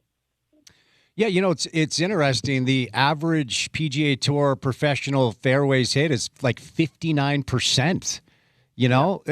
Honestly, I did not know that until I started watching golf more. I just figured, okay, the pros hit every fairway, they hit every green. 59% for the pros. That's their average fairways hit. It's pretty wild. Yeah, it gets into there, and it's gotten more into the point where you need to hit it long and straight-ish, just because the closer you get to the green, even if you're in a little bit of the rough, right? So you can't be severely wild, or obviously you'll get in trouble. But hitting the fairway is not, right, the end-all be-all, right? It used to be fairways, greens. That as you get into the shorter hitters and higher handicappers, yeah, hitting a fairway, because that distance disparity is there and skill disparity is there. Hitting fairways can be a key to it, just so you're not losing shots where you're uncomfortable. But yeah, hitting it long and straight-ish is a big key. And on the other side, greens in regulation, that's up to 67%, hence the solve problems, right? Yeah, solve problems, ball striking. And if you look at statistics on there, it's like, if you look at people that are strokes gained, and some of your listeners may not be know what strokes gained, but it's basically how well you did on a certain shot or in a certain area of your game compared to the field, right? The more you can gain shots on the field, the better. But the higher strokes gained players in ball striking, which is your approach shot, those guys tend to dominate your money list. So they're playing good a lot. And that's part of that is right, good ball striking, but knowing what shot and hitting the appropriate shot and having confidence in that shot. I haven't talked to you a ton about Live, and I wonder, as a guy who kind of existed in the pro golf ecosystem and circuit a little bit, the Saudis are pulling their funding. And so, they're trying to figure it out. And I know Scott O'Neill a little bit because he was at the Garden. He's actually a member of the LDS Church. And so he actually had us out to a Live tournament in Indiana. I'm a tour guy, but we had a good time. It's fun to be out in any tournament. So what do you make of the way this has kind of all gone down, and what's kind of the conversation around the community about whether or not all of these guys should be allowed back and what that pathway should look like? Yeah, it looks different now that you're right. It looks like there's a chance that the tour folds, right? So that talking point of like who's going to get let back on, right? Obviously, the PGA Tour can be very selective about who they let back on, right? And so it's just going to be, I think it's going to be on a case-by-case basis. I would say, right, for the good of the game, right, you've got to get your top players playing in the same spot, right? There was a place for Live when it came out, and I didn't mind it when it came out. It shipped some things up, right? It helped, the tour is paying more, and there's a lot of people making a lot of money on the PGA Tour because of it, and they've changed some of their formatting. Whether it was for the better is to be seen. But I think, right, you've got to get your best players, right? So when you come back, right, Bryson's got to be there, Jon Rahm's got to be there, some of those other kind of top players that are playing on live, right, whatever it is, work it out, whether it has to be a Brooks Koepka type deal where he's not eligible for some bonuses and had to pay some fines or whatever it was, but you got to get those guys back on the tour and playing just so you get the best fields in all these tournaments. Also, relatively new to watching and enjoying the Ryder Cup. I hear about it, but I'd never watched it till, pretty recently. And unfortunately, as I've been watching, we're getting our heads kicked in. Yeah, the Euros are taking it too. Yeah, they are. A little bit. And a lot of people thought maybe Tiger would step in. Of course, things happen, and now he's trying to get well, and hopefully he'll do that. Right. So Jim Furyk gets the gig, and a lot of mixed reaction because I guess once upon a time he was the captain. We got our doors blown off. Were you surprised that they just went with kind of a retread? No, not really. And it's not necessarily. It's the culture that you build. Does Furyk bring that? I don't know. Right. It's still player dependent. Right. I mean, and they have to bring that attitude that they want to, not necessarily that they don't want to. I don't know that it means as much to them as it does the European Tour players or the European players, because most of them play on the PGA Tour anyway. And I had the fortunate or unfortunate opportunity to go watch the last one at Bethpage Black, and it was kind of ridiculous. They weren't prepared. They didn't prepare the right way, whether they just didn't feel like that they had to. But so some of it's just got to come down to you got to prepare the right way and be ready to play the course that's in front of you, which I didn't feel like they were. But it's more of a culture thing, and whether bringing in retread will do that, I'm not sure. I still think the onus is on the players, whether it's fairly or unfairly. The captain gets a lot of the blame when it goes wrong, and not a ton of the kudos when it goes right. I didn't know you were there. Was it as wild in person as it looked like on television? There were some wild parts. I didn't, like I said, and obviously, we'd go and kind of stay in an area.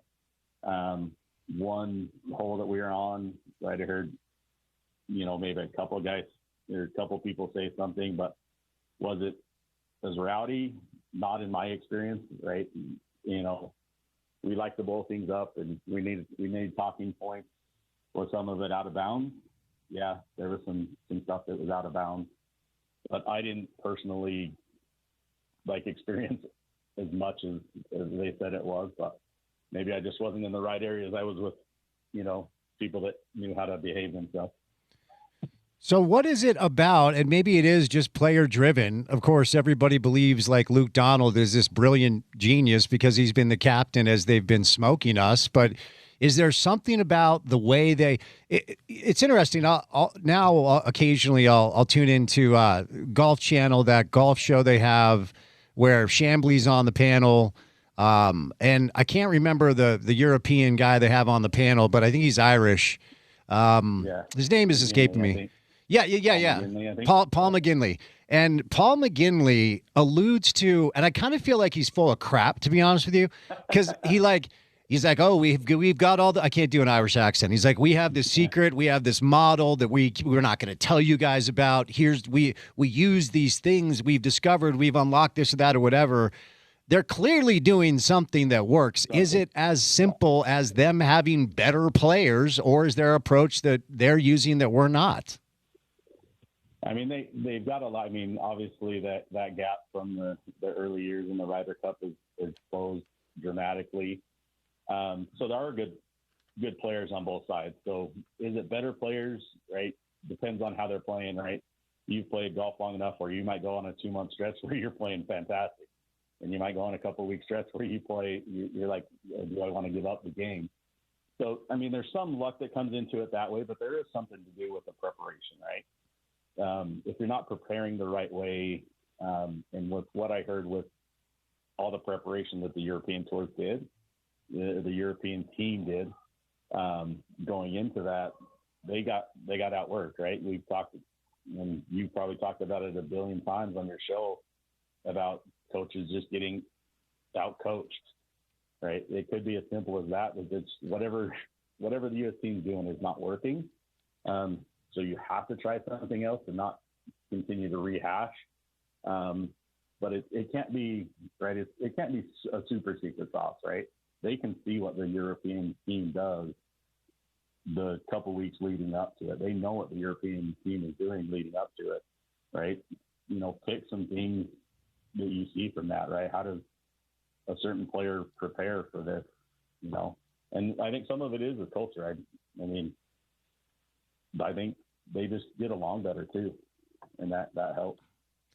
All right, before I say you lose, give me a pick. Give me a pick to win the PGA coming up this weekend. Scotty's an overwhelming favorite, as he always is. Give me a pick and then give me a dark horse. We'll do that before I say you lose. So does Brooks Koepka count as a dark horse? I'm going to say yes because it's been a minute. He's starting to play good. He's hitting the ball really, really well now. If he can find his putters, he is going to be super dangerous. And then I've got it up on my thing, but I still not like Justin Rose. But I don't know if I want to pick him just because he didn't play well. I mean, because he did switch to the McLaren iron. I don't think it's going to be Scotty. I think he's going to contend, but I don't think it's going to be Scotty. It'll be someone from the top 10. I mean, that's kind of a cop out, but I think it's going to be somebody from the top 10 or, somebody like Brooks who's just getting back into form. Okay. Well, you know what? We'll allow it. We're going to allow that, Jordan. I'm not going to hold you to it. Okay, buddy. Safe travels. Thanks for the time. Be well, okay? Thanks, man. Have a great day. Jordan Bloxham, let me repeat the offer that our new friends at T-Box Centerville have for our listeners. If you are new to the game of golf, or if you've been playing for a while and feel like you're not improving, I have been blown away at the work that they do up in Centerville, and I've gone through the process so I can speak to it. It's called a box assessment, and they're offering it to you for free. So what you do is you go up there, and they've got a gym area. They've got simulators where you hit on bays, but they have a gym area. And then one of their trainers puts you through some strength exercises, then some mobility exercises. It will be a little bit humbling because they're going to ask you to do some pretty hard things. But then they analyze where you are strong, where you are weak, where you are mobile, and then where you need to kind of work on some things. Then they put together, this is my favorite part so far, they put together this program, and the trainer gives you access to the app where you can just pull it up on your phone.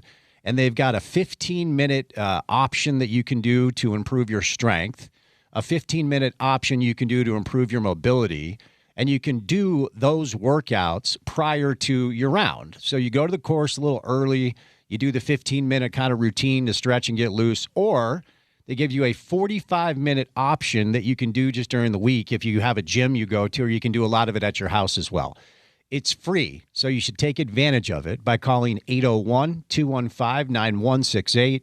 That's 801-215-9168, 801-215-9168. You can also book online at tbx.golf/Centerville. That's tbx.golf/Centerville. And then I'd also recommend going through the process to get fitted for new clubs. The technology is real. You can ask for Jordan when you call because he's the best in the state. But he may not be available. They've got a bunch of other T-Box pros that can help you out. So it's our friends T-Box in Centerville at 801-215-9168 or online at tbx.golf/Centerville. And also time now to win a round of golf for Davis Park, one of my favorite tracks up north. They do such a good job up there. It's in great shape. So it's the ESPN 700 Festival of Tees powered by the Utah Golf Association. Each day, ESPN 700 is giving away rounds of golf to the best courses in the state. Listen to Sean from 11 to 2. Listen to me from 2 to 6 for your chance to win each day from ESPN 700. Details on ESPN700sports.com. All right, I asked Jordan for his pick to win the PGA. He didn't give me that, but he did give me a dark horse. What did he say? Which name did he say? First one to text in at 877-353-0700. You get a free round of golf with our friends at Davis Park. All right, 2 hours down, 2 hours to go. 4 o'clock hour is going to be fun. Tim McMahon, who covers the Jazz and the NBA for ESPN, and then Chad Ford, old school draft expert, will stop by. 2 hours down, 2 hours to go on this Wednesday show. Keep it here on ESPN 700.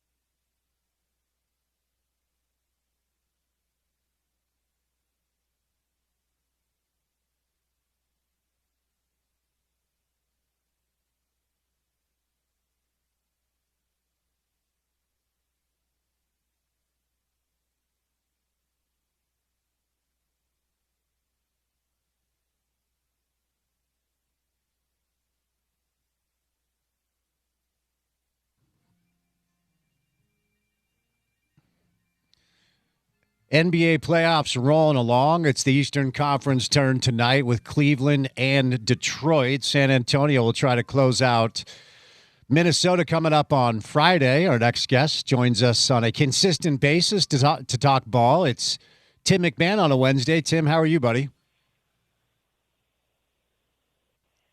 Hello, Tim. Tim? Very anticlimactic after that unbelievable intro I gave him. You dropped on me. There you Hey, there he is. What's up, man? How are you? Howdy, partner. How are you? I'm How- sure you said nice things. Oh, all nice things. You know the deal. How many times were you ejected in your career? I never was. What? Don't lie. No. Not one ejection? I mean, I only played through high school. Well, How still. many ejections do you see in high school? Well, I saw a few. You saw zero? I don't recall Huh. ever being ejected. I'm pretty sure I would remember. Why? Do you have like a list of them? No, I just felt like when I saw the Wembanyama elbow, it seemed like something you would do when you're playing careers all. I mean, I aimed a little bit better. I didn't hit people. You know, you put the elbow in the sternum, not in the chin. Okay. All right. Fair enough. Were you surprised he wasn't suspended? No. All I right. mean, listen, 3/4 of a game in a playoff loss, that's a pretty steep punishment. And don't bring up, Meta World Peace's suspension when he elbowed James Harden. One, that was a completely different deal where he aimed for the temple, too. The guy had a really extensive track record. Wemby has no track record at all. Look, the punishment fit the crime.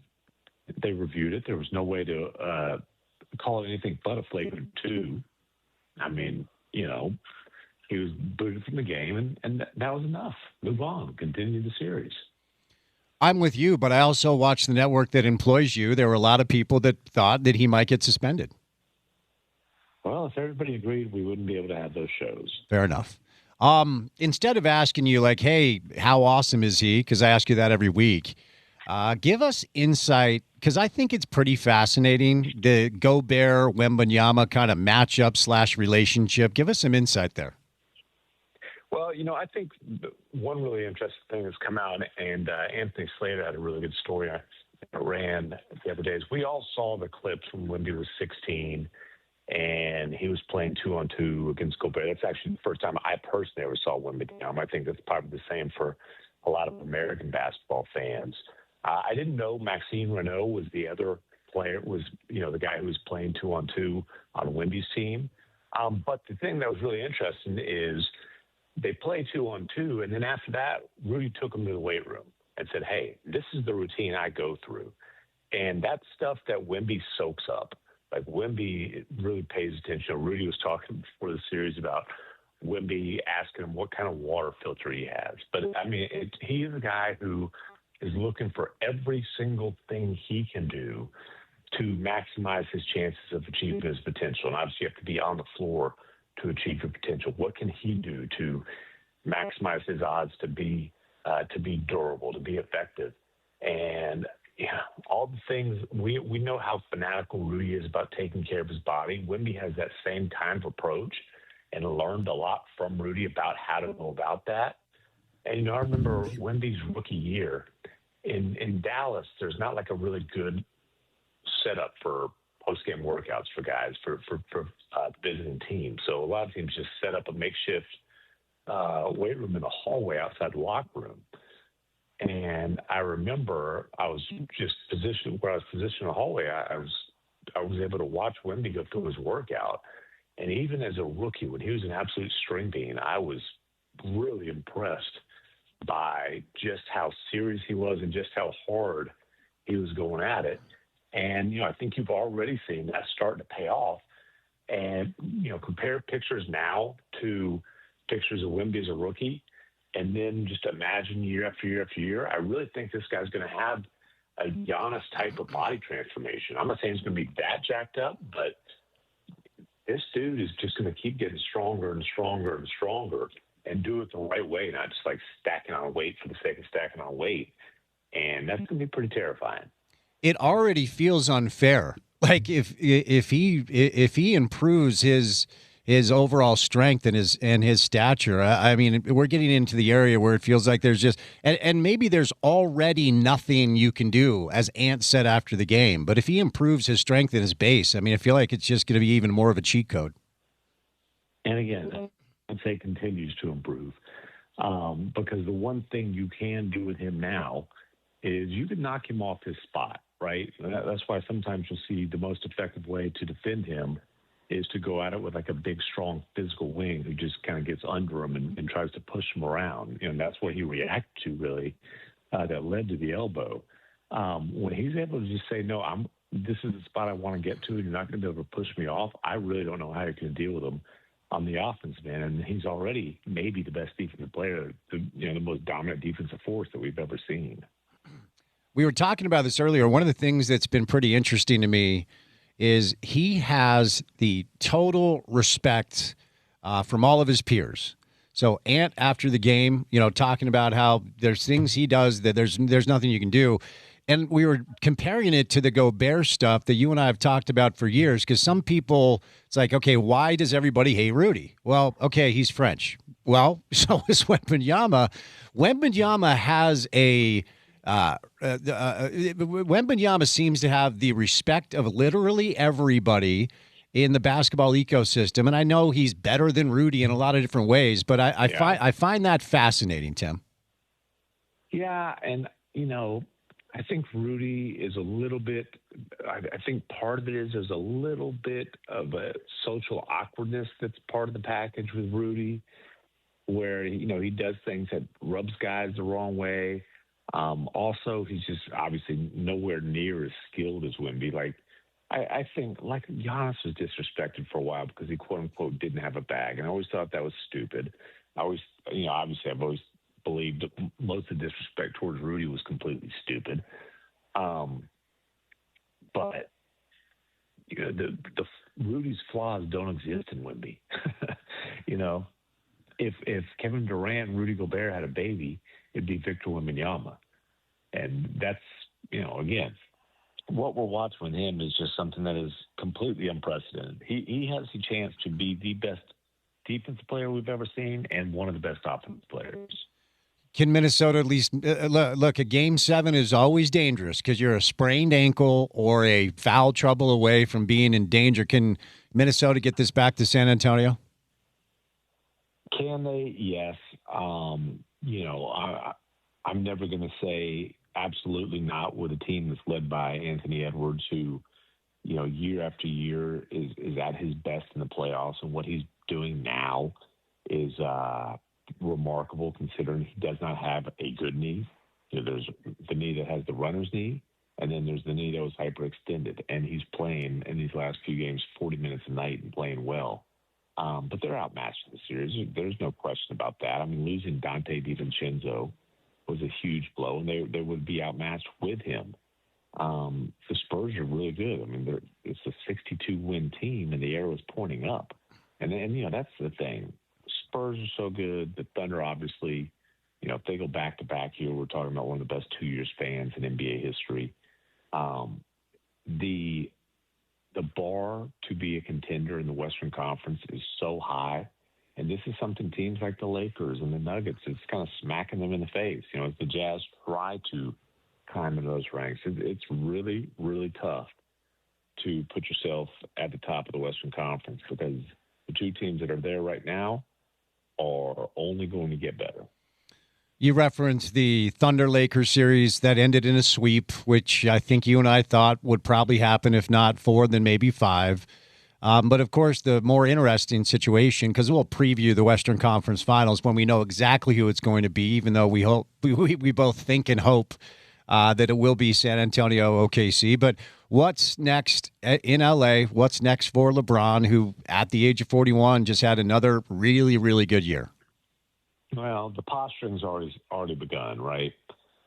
Dave McMenamin had a great story today, where I think it's pretty clear that LeBron is not going to be very excited about just taking a massive pay cut. And if LeBron doesn't take a massive pay cut, the Lakers might just have to move on. I mean, you want to have him on the roster next year. One, because he's really good. Two, you want to respect the, kind of the last chapter or last chapters of a legend's career. But the simple fact of the matter is, again, to contend in the Western Conference, there's not a whole lot of margin for error, and they don't have a lot of windows here. This is the one summer, assuming they get Austin Reeves signed to a, massive extension. This is going to be the one summer that they have financial flexibility. And so if they can't make long-term upgrades this summer, it's going to be really tough. And if LeBron's coming back at anything close to the number that he's at now, it's going to be impossible. And so we will see how that all plays out. All right, I know your time's a bit short, so we'll move over to some Jazz stuff. And, Tim, good news. We no longer believe the lottery's rigged in Salt Lake. That is great. I'm comforted. Hey, dude, what I mentioned I was coming out for Salt Lake City Summer League. Going to have the second overall pick. Going to have the third overall pick in a Grizzlies uniform. I forgot exactly where Atlanta landed, but it's single digit, and then we'll see where I got a feeling the Thunder might maneuver their way up into the single digits as well. We might have 4 top 10 lottery picks in that summer league. The Thunder can't add another lottery pick. He wouldn't even play for them. They have a lottery pick. They have 12. They also have 17. Oh my I've got a feeling they might, whether it's packaging them or throwing in some. Put it this way: if there's a guy in that Preston really likes, it would not be difficult to make the kind of offer required to move up. People just need, but they have 12 and 17 in this draft. People just need to stop answering his calls. Just be like, leave us alone, okay? You got enough. Stop calling me. Well, he's got so much that if he really likes the guy, you can actually get good value. Jeez, that's true. All right, so just give me a thought. I mean, look, you know all the narratives: AJ DeBonta, Ryan Smith, BYU, Utah, Cameron Boozer, Carlos works for the team, Darren Peters. I mean, you know all the narratives. How do you think it plays out on draft night? Well, I think the Wizards are probably going to try to engage Utah to get Utah to move up. If it's a steep price, I'm not sure about all that. Everybody I've talked to that knows about the draft says there's the top 2 guys, and then there's a drop off after that. Not that Boozer's not going to be really, really good, but in terms of like franchise type of talent, I shouldn't say everybody. The vast majority of people I talk to think there's 2 potential franchise players. If the Jazz agree with that, then I think it's pretty simple. The Wizards make their pick, and you take the guy who's still left there. Now, with Peterson, you've got to do a lot of due diligence. You got to do a lot of intel work, and he's saying it was this creatine that caused the cramping, that caused all the what appeared to be load management and strange stuff. But you've got to do your intel on that. But he is a guy who, if that stuff isn't considered a massive concern, I mean, he's a guy who slots right in as kind of a big combo guard, I would say. I think he can play with Keontae George, especially as big as they're going to be in the front court. And, with Keontae, Ace Bailey, and a guy like that, you've got 3 dudes who have a chance to be big-time scorers in the league for a long time to come. Before I set you loose, we'll end on this. What's your understanding as a guy that covers the Jazz, knows ownership, knows the front office, on exactly how this relationship with AJ and the team has kind of played out? Because he is on record. Somebody who's with CBS said AJ told him that he wants to play in Utah, and you know us around here. That means we want you if you want us. Well, I mean, listen, obviously there is some level of relationship with the BYU contingent of the Jazz organization, which happen to be the most powerful people in the organization. So, that makes sense. And would the Jazz like to have AJ to I'm sure. The guy is 6'9", can put it on the floor, is remarkably athletic, seems to be about all the right stuff. But again, they've got the second pick. They don't have the first pick. Correct. Kind of suspicious you wanted to get off the phone at 4:20, Tim, but it's none of my business. We'll set you loose. Thanks, man. It's 5:20 Central. Appreciate you, brother. Fair enough. Tim McMahon covers the NBA for ESPN. Appreciate his time. Some good insight there because Tim, he knows the deal, man. He knows the league. He knows how things are kind of working behind the scenes. I don't believe that Tim McMahon was never ejected from a basketball game. I think he's trying to protect his rep. Not once. Well, I mean, come on. I know your ears perked up. No comment. No. That's not how it works. Your ears perked up. I will tell you my number if you tell me yours. I'll be honest with you. I don't know my number. Wait. It's more than 4. Were you kicked out of like middle school games or? The first one I remember was, like 6th grade. Sixth graders don't get thrown out of games. Some do. I will tell you. It was only one. Okay, what'd you do in 6th grade to get thrown out? I literally went full on. I'm fighting you. We're doing this in front of everybody. Pushed the kid into the bleachers. Then, You're kicked out for fighting in 6th grade. Yeah, it was okay. Let's be clear. It was a very well-run, organized junior jazz event. And then the rest, I think, were in high school of some form. I will tell you that my first technical foul was when I was 10. And I it's a funny story because my friend Brennan Moss, Brennan, if you're listening, is a big Utah fan, okay?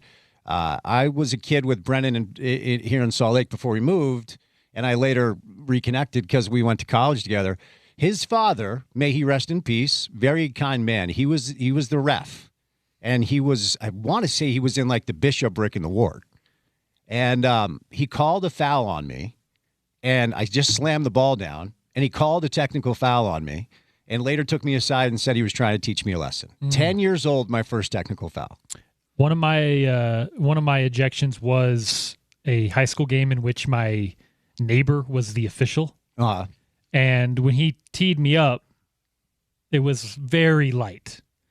So at that point, I decided I needed to earn it. Mm-hmm. Got another one. Shout out Steve. The follow-up will always get you. Shout out Steve. Yeah. A whole family of officials. And they're nice people? They're nice folks, but I've never understood what would motivate somebody to be an official or a guy who writes parking tickets. Those two things baffle me. Nice folks, good neighbors, but when you're like a 12-year-old who thinks he's Allen Iverson, yeah, you're gonna go to bat with the officials. Yeah, that was my issue too. I was thrown out of 3 games in high school. I had 3 ejections in high school, 0 out here, all 3 back east, and I earned every single one. So yeah, I am not buying. Only one was for fighting with another player. The other 2 were trying to show up as like a 16, 17-year-old trying to show up like 50, 55-year-old men. It's not going to go well for you. They're going to look at you like some little punk, especially this guy, and be like, this little snotty New Canaan, boom, gone. And, deserved both of them. But only one was for fighting. The other 2 were for gently expressing emotions to officials based off of calls I didn't think were right. Ended my organized basketball career on getting thrown out. Your last game? Very last game. This one has a shout out to our guy Everett Gray. Okay. Former NBA player, former Runnin' Rebel. He was the opposing coach. And going into this game, it was like the 3rd place game or the 4th place game or whatever. So it was a throwaway. It didn't matter. We had already been beaten out in the, I think, the semis or whatnot. And I remember before the game, my high school coach, Dusty, he said, because we had some issues in the game prior, I also got a technical in that game, going after former Utah football player, Moofy Hunt. We got into it. Probably not smart. It wasn't smart. He would have torn me in half if he wanted to. But he literally in the pregame speech, he asked our whole team, "Can we just not get any technicals today?" Because we had made a thing of it throughout the year. Yep. I got one. He got one. A kid on our bench got one. So we didn't go through with that goal pregame. Did you ever play church ball? Oh yeah. Got thrown out of one of those too. I got thrown out in Heber Valley. I got thrown out of not just a church ball game. They threw me out of the entire tournament. There we go. Because there's language that people don't appreciate you using when you're playing church ball that maybe you can use if you're playing in other venues. Right. It was not well received. Fair enough. Although many of my believing friends have told me that if you're in between those lines, it doesn't count. And that's a quote. Oh, I've seen the wildest behavior in church ball games from like the nicest, most, normal, just balanced fathers, husbands. And then you get them in between the lines in a church gym and suddenly they think they're Anthony Mason. It's pretty wild. Yeah. I'm trying to think if I got thrown out of any intramural games. I mean, look, back-to-back intramural champs, it's not a big deal. We may have beaten the football team both times. Darnell Arsenault, if you're listening, sorry. I don't want to get too into it, but we had a fiery group. I'm trying to think. I don't think I got thrown out of any intramural games. I don't think so either. I was dialed in, really focused. Steve Smith knocked my friend Brent Moore out with a punch. We're down on the other end. I look down. I'm like, why is Brent laying down? Steve Smith laid him out. I guess later Steve met him at some charity event, Brent met Steve at some charity event, and they hashed it out. It was a pretty wild scene. Yeah, intramurals is far too important to get tossed. Do you want to go over my intramural stats before we break? I'm fairly certain. I've still got a few records down in St. George for some of those. Okay, we're going to have to compare notes at some point. All right, before we catch a break, new client on the show, our friends Wasatch Medical Spa. You've heard Shelly come on the show before. They've got a new technology. It's gentle heat that they apply to the area. Okay, we're talking men's sexual wellness. If you have littles in the car, you can turn it down for a minute. I went through the process, 6 sessions. It's very relaxing. It doesn't hurt at all. And here's the bottom line. It works. It's effective on all scope of what you're dealing with that area. If you want it to improve, do it for your partner, do it for your wife. I highly recommend it. Okay, Shelly talks about the following. Size, check. Girth, check. Sensation, check. Duration, check.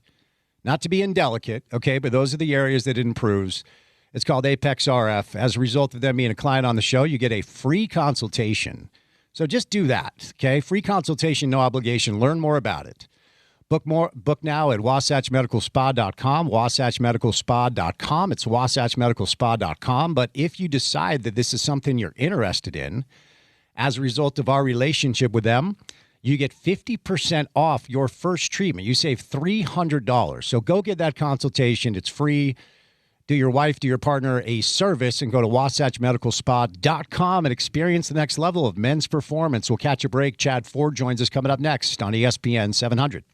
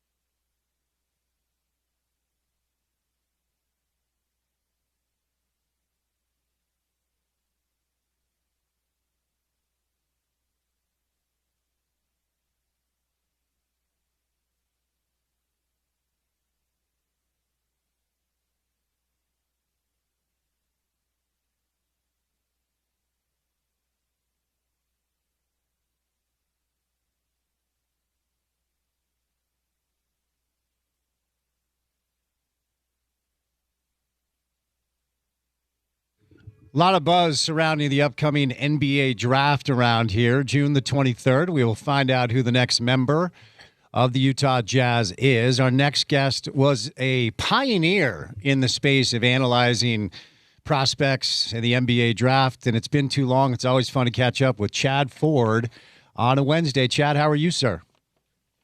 Good. How are you, Spencer? I'm well. I appreciate the time. I have to start out with, we had Smitty in earlier, Richard Smith, and he asked that I say hello to you. Oh man, I love Smitty. Miss that guy. One of the friendliest guys ever in the history of the NBA. Yes, indeed. 40 years with the Jazz, and this won't surprise you. He's translated seamlessly to the world of sports talk radio. Yeah. No one can talk quite the way that Smitty can talk. Hey, give me the life update. I know once upon a time you were on the Rock, and I was highly jealous. Are you back here locally now? I am actually, really, for the first time in my life. My family moved to Logan about 2 years ago to take a job at Utah State University with the emerging Harvey Peace Institute. My wife had family that had retired here.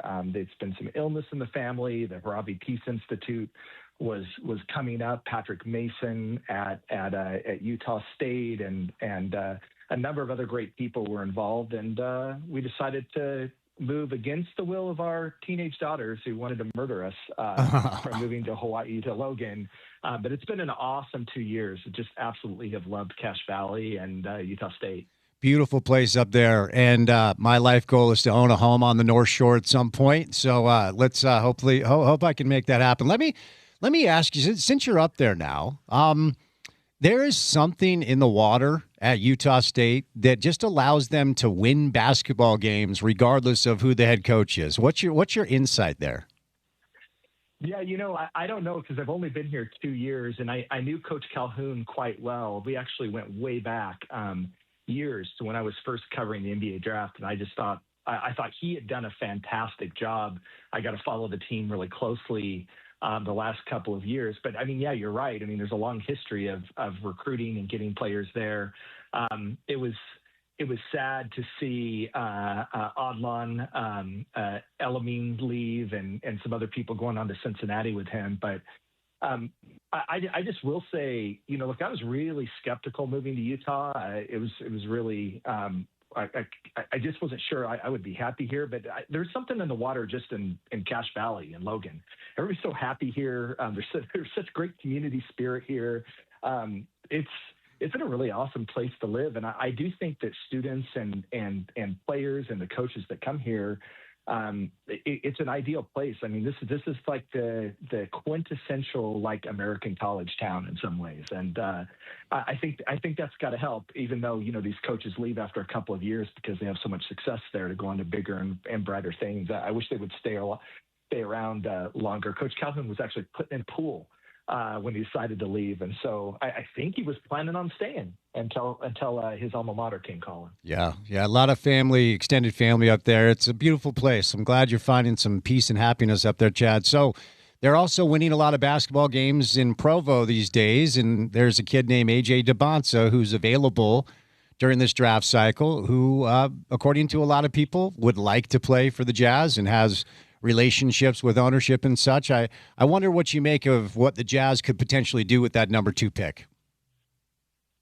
I think they'll take either AJ if he's there, or I think it's really likely, depending on what the medicals say, that Darren Peterson will be the pick for the Jazz. And I've been covering the draft for a really long time. I know the folks in the Jazz really, really well. And Danny Ainge has a type. He's always had a type of player that he pursues. And interestingly, in this scenario, I wonder if there was a slight sigh of relief when they went 2 instead of 1, because the pressure would have been so strong to take AJ. He is the number 1 guy on my board. I absolutely love him, but I actually think that the Jazz. Peterson is an Ainge type of player all the way. If you look back at the start of the season, I think he was the clear number one guy kind of coming out of high school. And then, with the cramping issues that he experienced all year in Kansas, his stock really fell. But if they think that that's solved, I think they're going to think about the guy that is a perfect fit for their system. He fits a perfect hole for what the Jazz really need right now as a combo guard who can shoot the basketball, who can defend, who is one of the smoothest athletes that you've ever seen, one of the most polished players you're ever going to find at an age like that. He has superstar written all over him. And so does AJ, by the way. I just think he's probably a better fit with the Jazz, and especially with a team like Utah that I think is really going to go for it next year. I think they are planning to be a playoff contender, if not a championship contender next year. I think Peterson's game is a little bit more polished and more likely to come in and have that impact from year one. I think they're both incredible prospects, as I think Cameron Boozer is as well, and Caleb Wilson. I love those top four guys, but I think Peterson's going to be their guy. And look, if Washington takes Peterson number one, then, AJ falls to them. I think that's a great scenario for the Jazz as well. Let me follow up on something and ask you to expand on it, because I've been talking about it quite a bit. In the world of roster construction and pro basketball and scouting young players, college tape is additive, but it's not conclusive because there's so much tape now available, especially with this class specifically, that was identified a number of years ago as a class that could potentially have a number of really elite players. So when you look at the totality of tape, as you referenced, entering the season, Chad, it was Darren as the consensus number one. But for listeners that have a life and don't watch AAU basketball and high school basketball, your thoughts on who Darren was thought to be coming into this year and what AJ did to put himself, if not in the conversation, as potentially number one, maybe closer to a consensus than Darren as a number one now. When I was watching Darren in high school, I saw the most complete guard prospect that I had seen in a decade, if not longer. Very, very few weaknesses. So many strengths across the board. I think he played AJ head-to-head maybe 5 times during his high school career. Always looked like the better prospect when he was out there. And, at the time, you started to think about him as a potential lead guard because he could pass the ball. He certainly could score the ball. He had the jump shot. He had the smooth athleticism. He defended, especially on the ball, quite well. He was a player that, to me, it was really hard to find holes. And the only thing that I think derailed him at all at Kansas was these cramping issues, which were significant, which caused him to pull himself out of games. And then I think after a while kind of got to him mentally, where I think he was always worried about whether that was going to happen again. And I think it kind of got Kansas out of ever really getting a rhythm and getting them to play together. I think Bill Self had to think about how he was going to deploy Darren Peterson to maximize his effect. You didn't see the creation. You didn't see the passing that we saw in high school. You didn't quite see the explosiveness that you could see in high school, again, because it felt like he was throttling back. And I think those were all the things that created concern. And on the other end, you saw AJ improve in all the areas where you thought there was going to be concern. I think he shot the ball better than teams thought he would be. I think he became more and more aggressive as the season came on. I think if you had a knock on him in high school, it was that he didn't always take over the way his talent suggested, but you clearly saw him doing that at BYU. I think you saw him adjusting throughout the year to great coaching and figuring out what defenses were trying to take away from him, something that you always want to look for in a young prospect. Are they able to adjust? Are they able to continue to build upon their game? I felt like AJ got better and better and better as the year came on. It's why, to me, he's the number one pick, because at his size and with his upside, if he continues to smooth out the portions of his game that he needs to be a better jump shooter. He needs to tighten up his handle. He certainly needs to be a better defender. He really did not have a positive impact on the defensive end of the floor, but he has all the tools to do it. If he wants to do it, you're talking about a guy who could be a top 5 player in the NBA.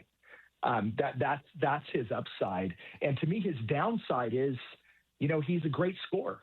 He may not do those other things, but he will still be a great scorer in the NBA. That's like the downside of AJ. And so that's why I'm saying, like, there's two great options, if not four great options for the Jazz at number 2. I think they would be happy with either of these guys, and frankly would probably have been happy with Boozer or Caleb Wilson had they fallen to 3 to 4. But to me, Peterson just lines up perfectly with the Jazz's roster as it now stands, and I think makes them a very formidable team next year in the West. So if the Jazz want AJ, if they've decided, okay, we want him regardless of what it takes. I mean the difficult part, we had Tim McMahon on from ESPN last segment, and he's, I don't know what that I would say reporting. I don't want him to get mad at me, but he surmised the potential of Washington calling Utah because everybody knows about the AJ connection, of course, out here in the state, and engaging them to potentially move up if that's who they want. If they want AJ, is it worth it to sacrifice other assets to move up one spot? Or is the gap between AJ and Darren small enough that you're fine going Darren and you're not going to give up another young player or multiple picks? I would be shocked if the Jazz moved up in the draft if it required any sort of considerable asset. And I would be shocked if Washington would move down in the draft, even if it's the number 2, without getting a significant asset back. I think if there's one thing that the Angels have proven over time is they don't really overpay.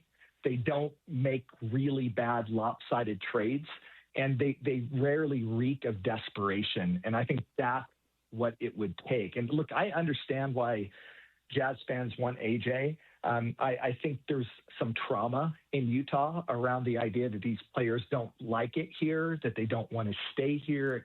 We went through it last year with Ace Bailey. And so you've got a young man who loves Utah, who has connections to the team, who was homegrown at BYU. I get all of that desire, but I think that the Angels are going to be much more methodical in thinking about this and not give into that temptation. I'll be shocked if pick 1 or 2 is traded in this draft. I just think the players are too close. I think the only exception would be if Peterson's medicals come back and there's a bigger concern about the cramping, that there's some sort of underlying condition that isn't easily diagnosable or treatable, or if maybe his team just refuses to share the medicals. Those could be issues that then maybe push Utah up to the number 1 pick. But assuming Peterson is not throwing a fit about playing in Utah, assuming that they are able to check him out and he checks out, okay, I don't think the Jazz move. Do you think the fact that, because again, it's hard to know in the modern day and age what's real and what's not based off of aggregators or people just trying to get attention. But there are a lot of people talking about the fact that AJ is saying to others that he wants Utah. And Chad, this is a wild thing because for the first time in the history of this organization, not only did they move up, but they also have 2 of the top 3 prospects with legitimate ties to our market, with Cameron Boozer and AJ DeBonsa. So do you think there is some consideration while the Jazz are doing their calculation and thinking well, we believe that AJ wants us. We believe he'll stay here long term. We're not as sure for Darren Peterson. Do you think that comes into the mindset at all? I'm sure it's consideration. It's just about what assets do you give up for that future problem that is, 4 to 5 years down the road. You saw the Jazz didn't hesitate last year to take Ace Bailey, even though that was a much bigger issue with Bailey saying he did not want to be in Utah. They didn't hesitate to pull the trigger on the player that they thought was going to be the best. And look, they're not in control. If Washington wants AJ, they're going to take him at 1. And if they love him the way that, frankly, I love him as a draft prospect, I think they'd be crazy not to take him and build that team around him. I mean, they're a really interesting team next year with Trae Young and Anthony Davis. and Sar and now you put AJ on the floor together. I mean, they become relevant as a basketball team again. I don't think they're going to fumble the ball that way and be thinking about future assets. I think these are the two teams, interestingly, at the top of the draft that need to be good next year. I think that's the game plan. This isn't a long-term tank now for either of these teams. They've been through all of that. I think the goal of both of these teams is now to take this high position in the draft and now go be a playoff contender next year. And I just don't see the Wizards messing around with that. Now, I guess if AJ really comes out strongly and says, hey, I'm not going to play in Washington, maybe that changes the consideration, but he doesn't really seem like the type of player. His family doesn't seem like the type of family that are going to pull shenanigans like that. So if Washington goes AJ and there's a little bit of noise around Darren's medicals, or if he sends through back channels that he's not necessarily thrilled about playing in Utah, I mean, look, I feel like the Jazz are going to match anything for Walker. I think he's back. They acquired Jaren Jackson Jr. They already have Lauri Markkanen. In the scenario that Washington goes AJ and there's some concern about Peterson, do you go Cam Boozer based off of the roster you have? Yeah, absolutely. Look, at that point, you take the best player available, right? And if you really believe that Darren Peterson, especially if there's a medical issue, I mean, that's the thing you don't want to mess up, right? You don't want to do all of this, take the number 2 pick in the draft and find out later that he has a chronic medical condition. And I'm not saying he does, but I'm saying like that's the scenario where maybe you say, okay, he's not the best player available because we're unsure about his future. I think it's Boozer. I mean, I think that you could make the argument for Caleb Wilson and make the argument for his explosiveness, but it's pretty rare that you're going to find a young player who is just won at every level, has produced at a high level the way Cameron Boozer has. And I think that he's going to be a really, really good player in the league. And if he has to come off the bench in Utah, if over time they have to figure out what to do with Jaren Jackson or Lauri Markkanen or Kessler, they'll figure that out. I don't know that they need to figure that out in day one. I think they'll take him and they'll be fine. But you can see why the appeal will go to AJ or to Peterson, in part just because it kind of completes the puzzle for them. If they go Boozer, they have to still, I think, figure out what they're going to do in the backcourt. They're going to have to make some moves in the offseason to get stronger in that position if they're thinking about contending and being a playoff contender. You just don't have to do that with Peterson. Give me your thoughts on Ace, Chad. I was not able to catch up with you last year. And so, as you referenced, I like that Austin said, I don't care if you want to be here or not. We think you're the best player. We're grabbing you. And I really feel like, at least the conversations I've had with them down there, that they really like him. What do you make of what you saw this year and what you think he can be as he continues to progress? I thought he progressed throughout the year. I mean, that's the first thing I would say that I put in his favor, like where he started and where he ended the season. I think we're in significant different places, which I think the Jazz had to feel really good about, because certainly some of their other young prospects that they've had, Cody Williams, Taylor Hendricks, didn't do that. You just didn't see that improvement, at least at the rate that they were hoping to sort of see that this year. I think he's going to come back with a great offseason and be a really important piece for the Jazz down the road. I don't think what I saw that he was like a 1A or 1B type of prospect in the NBA. On a really good team, maybe he's your third guy, which is really important, and the Jazz would love to have a guy like that they pulled out, with the number 5 pick in the draft. But I think that's the sort of ceiling for him right now, and I think that I think he's got a really, really bright future in Utah. Before I say you lose, Chad, I am with you that I just think you take whoever Washington doesn't out of the top 2. Okay, so they go AJ, just go Peterson, don't overthink it, vice versa. So regardless of who it is, AJ or Darren, what do you think this could look like next year for Jazz fans that have watched 4 years of rather unserious competition? I think they're so interesting because of their size up front.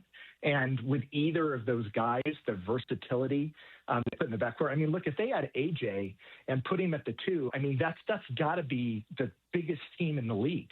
And I think they're going to be a matchup nightmare for teams. I think in the West, this is a 50-win team. Next year, if everyone stays healthy. Of course, that caveat is always really important here. I think they're well coached. I think they've developed a culture. I think those young players have been through a lot, but I do think that they have developed in Utah next year. I think they're going to take a leap the same way that you saw kind of Oklahoma City all of a sudden sort of take that leap, or San Antonio kind of take that leap. I don't think that they're going to be in that level of talent next year. But I think that you would see them as a team that could make the second round of the playoffs and start to get really, really excited about their future. I think it's going to be an absolutely exciting, scintillating year of basketball in Utah next year. Chad, thank you, my friend. I always appreciate when you have a little time for us. Glad you're enjoying your staying in up there in Cache Valley, and all the best. Okay, stay well, will you? Great talking to you, Spence. Appreciate you. Okay, Chad Ford, old school NBA draft analyst way back in the day, the creator of the NBA Big Board, and now resides up in Logan doing some work for our friends at Utah State. Brought to you today by IFA Country Stores. With IFA's Weed and Feed, you'll grow strong, healthy, dark green turf without a weed in sight. It's the ultimate lawn owner power move, now at IFA.coop or one of your local stores. 3 hours down, 1 hour to go. Keep it here on ESPN 700.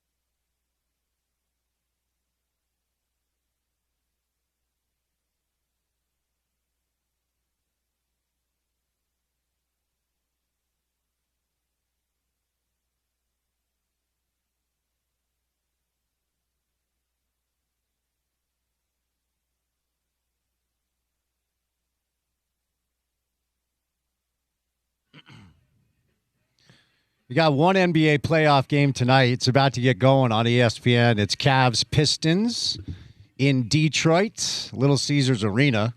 Series is deadlocked to 2 games apiece after Donovan Mitchell went nuts in the second half of Game 4.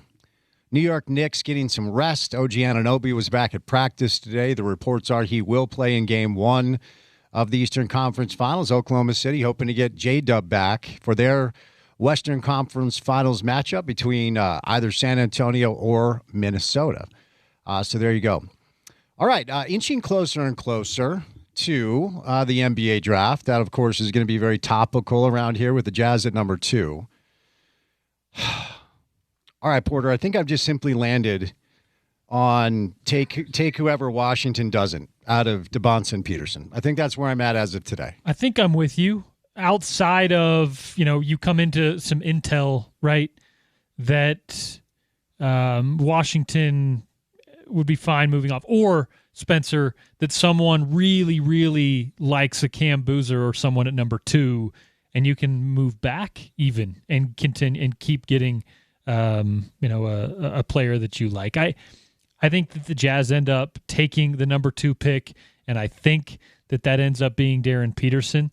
I think that's the very, very much the most likely scenario, and one that you should be pretty happy with if you're the Utah Jazz. But we've seen crazier things. We've seen drafts that have very, very different beginnings. So we'll see. But I think I'm with you. That's probably the route I would go with the current intel. Prediction market odds. You ready? Yeah. I know you're big into this. You pretend like you're not. I know you're close to making enough money to quit this radio show. As of now, teams to draft A.J. DeBonce, Washington 72%, Utah 39%. Teams to draft Darren Peterson, Utah 64%, Washington 56%. And the only other name out there is Cameron Boozer, Jazz at 28%, Memphis at 49%. Can we get some intel from one of our guys on who they're going to draft and then just put $1 million on the odds?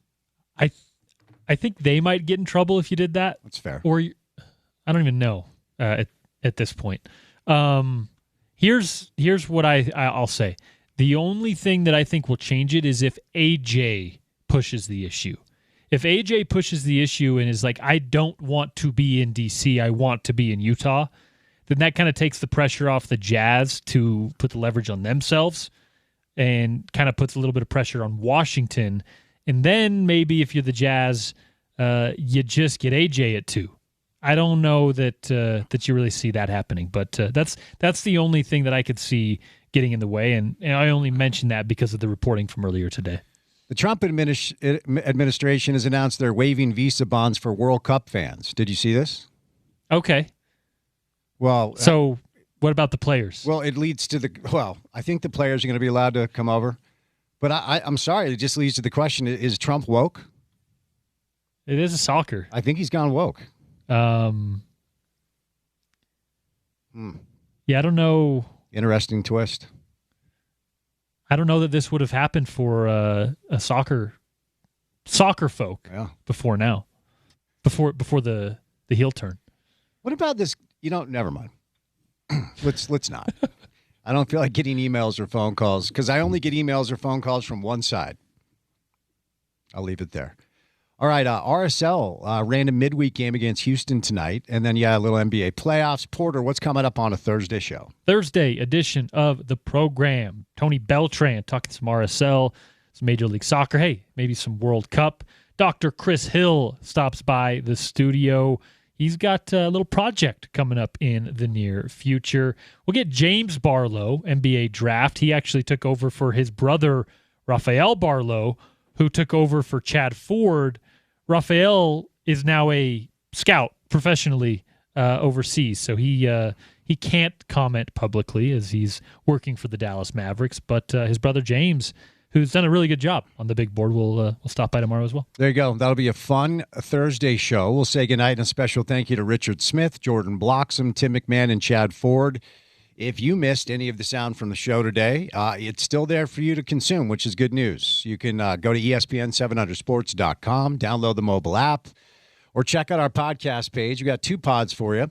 The Craig Bolerjack interview is live on Reality Check with Spence Checketts. Search that wherever you get your shows. This program is called The Drive with Spence Checketts, and we would appreciate your support. For Porter, I'm Spence saying goodnight. Have a great Wednesday evening. We'll talk to you on a Thursday Drive. As always, you can catch it right here on ESPN 700.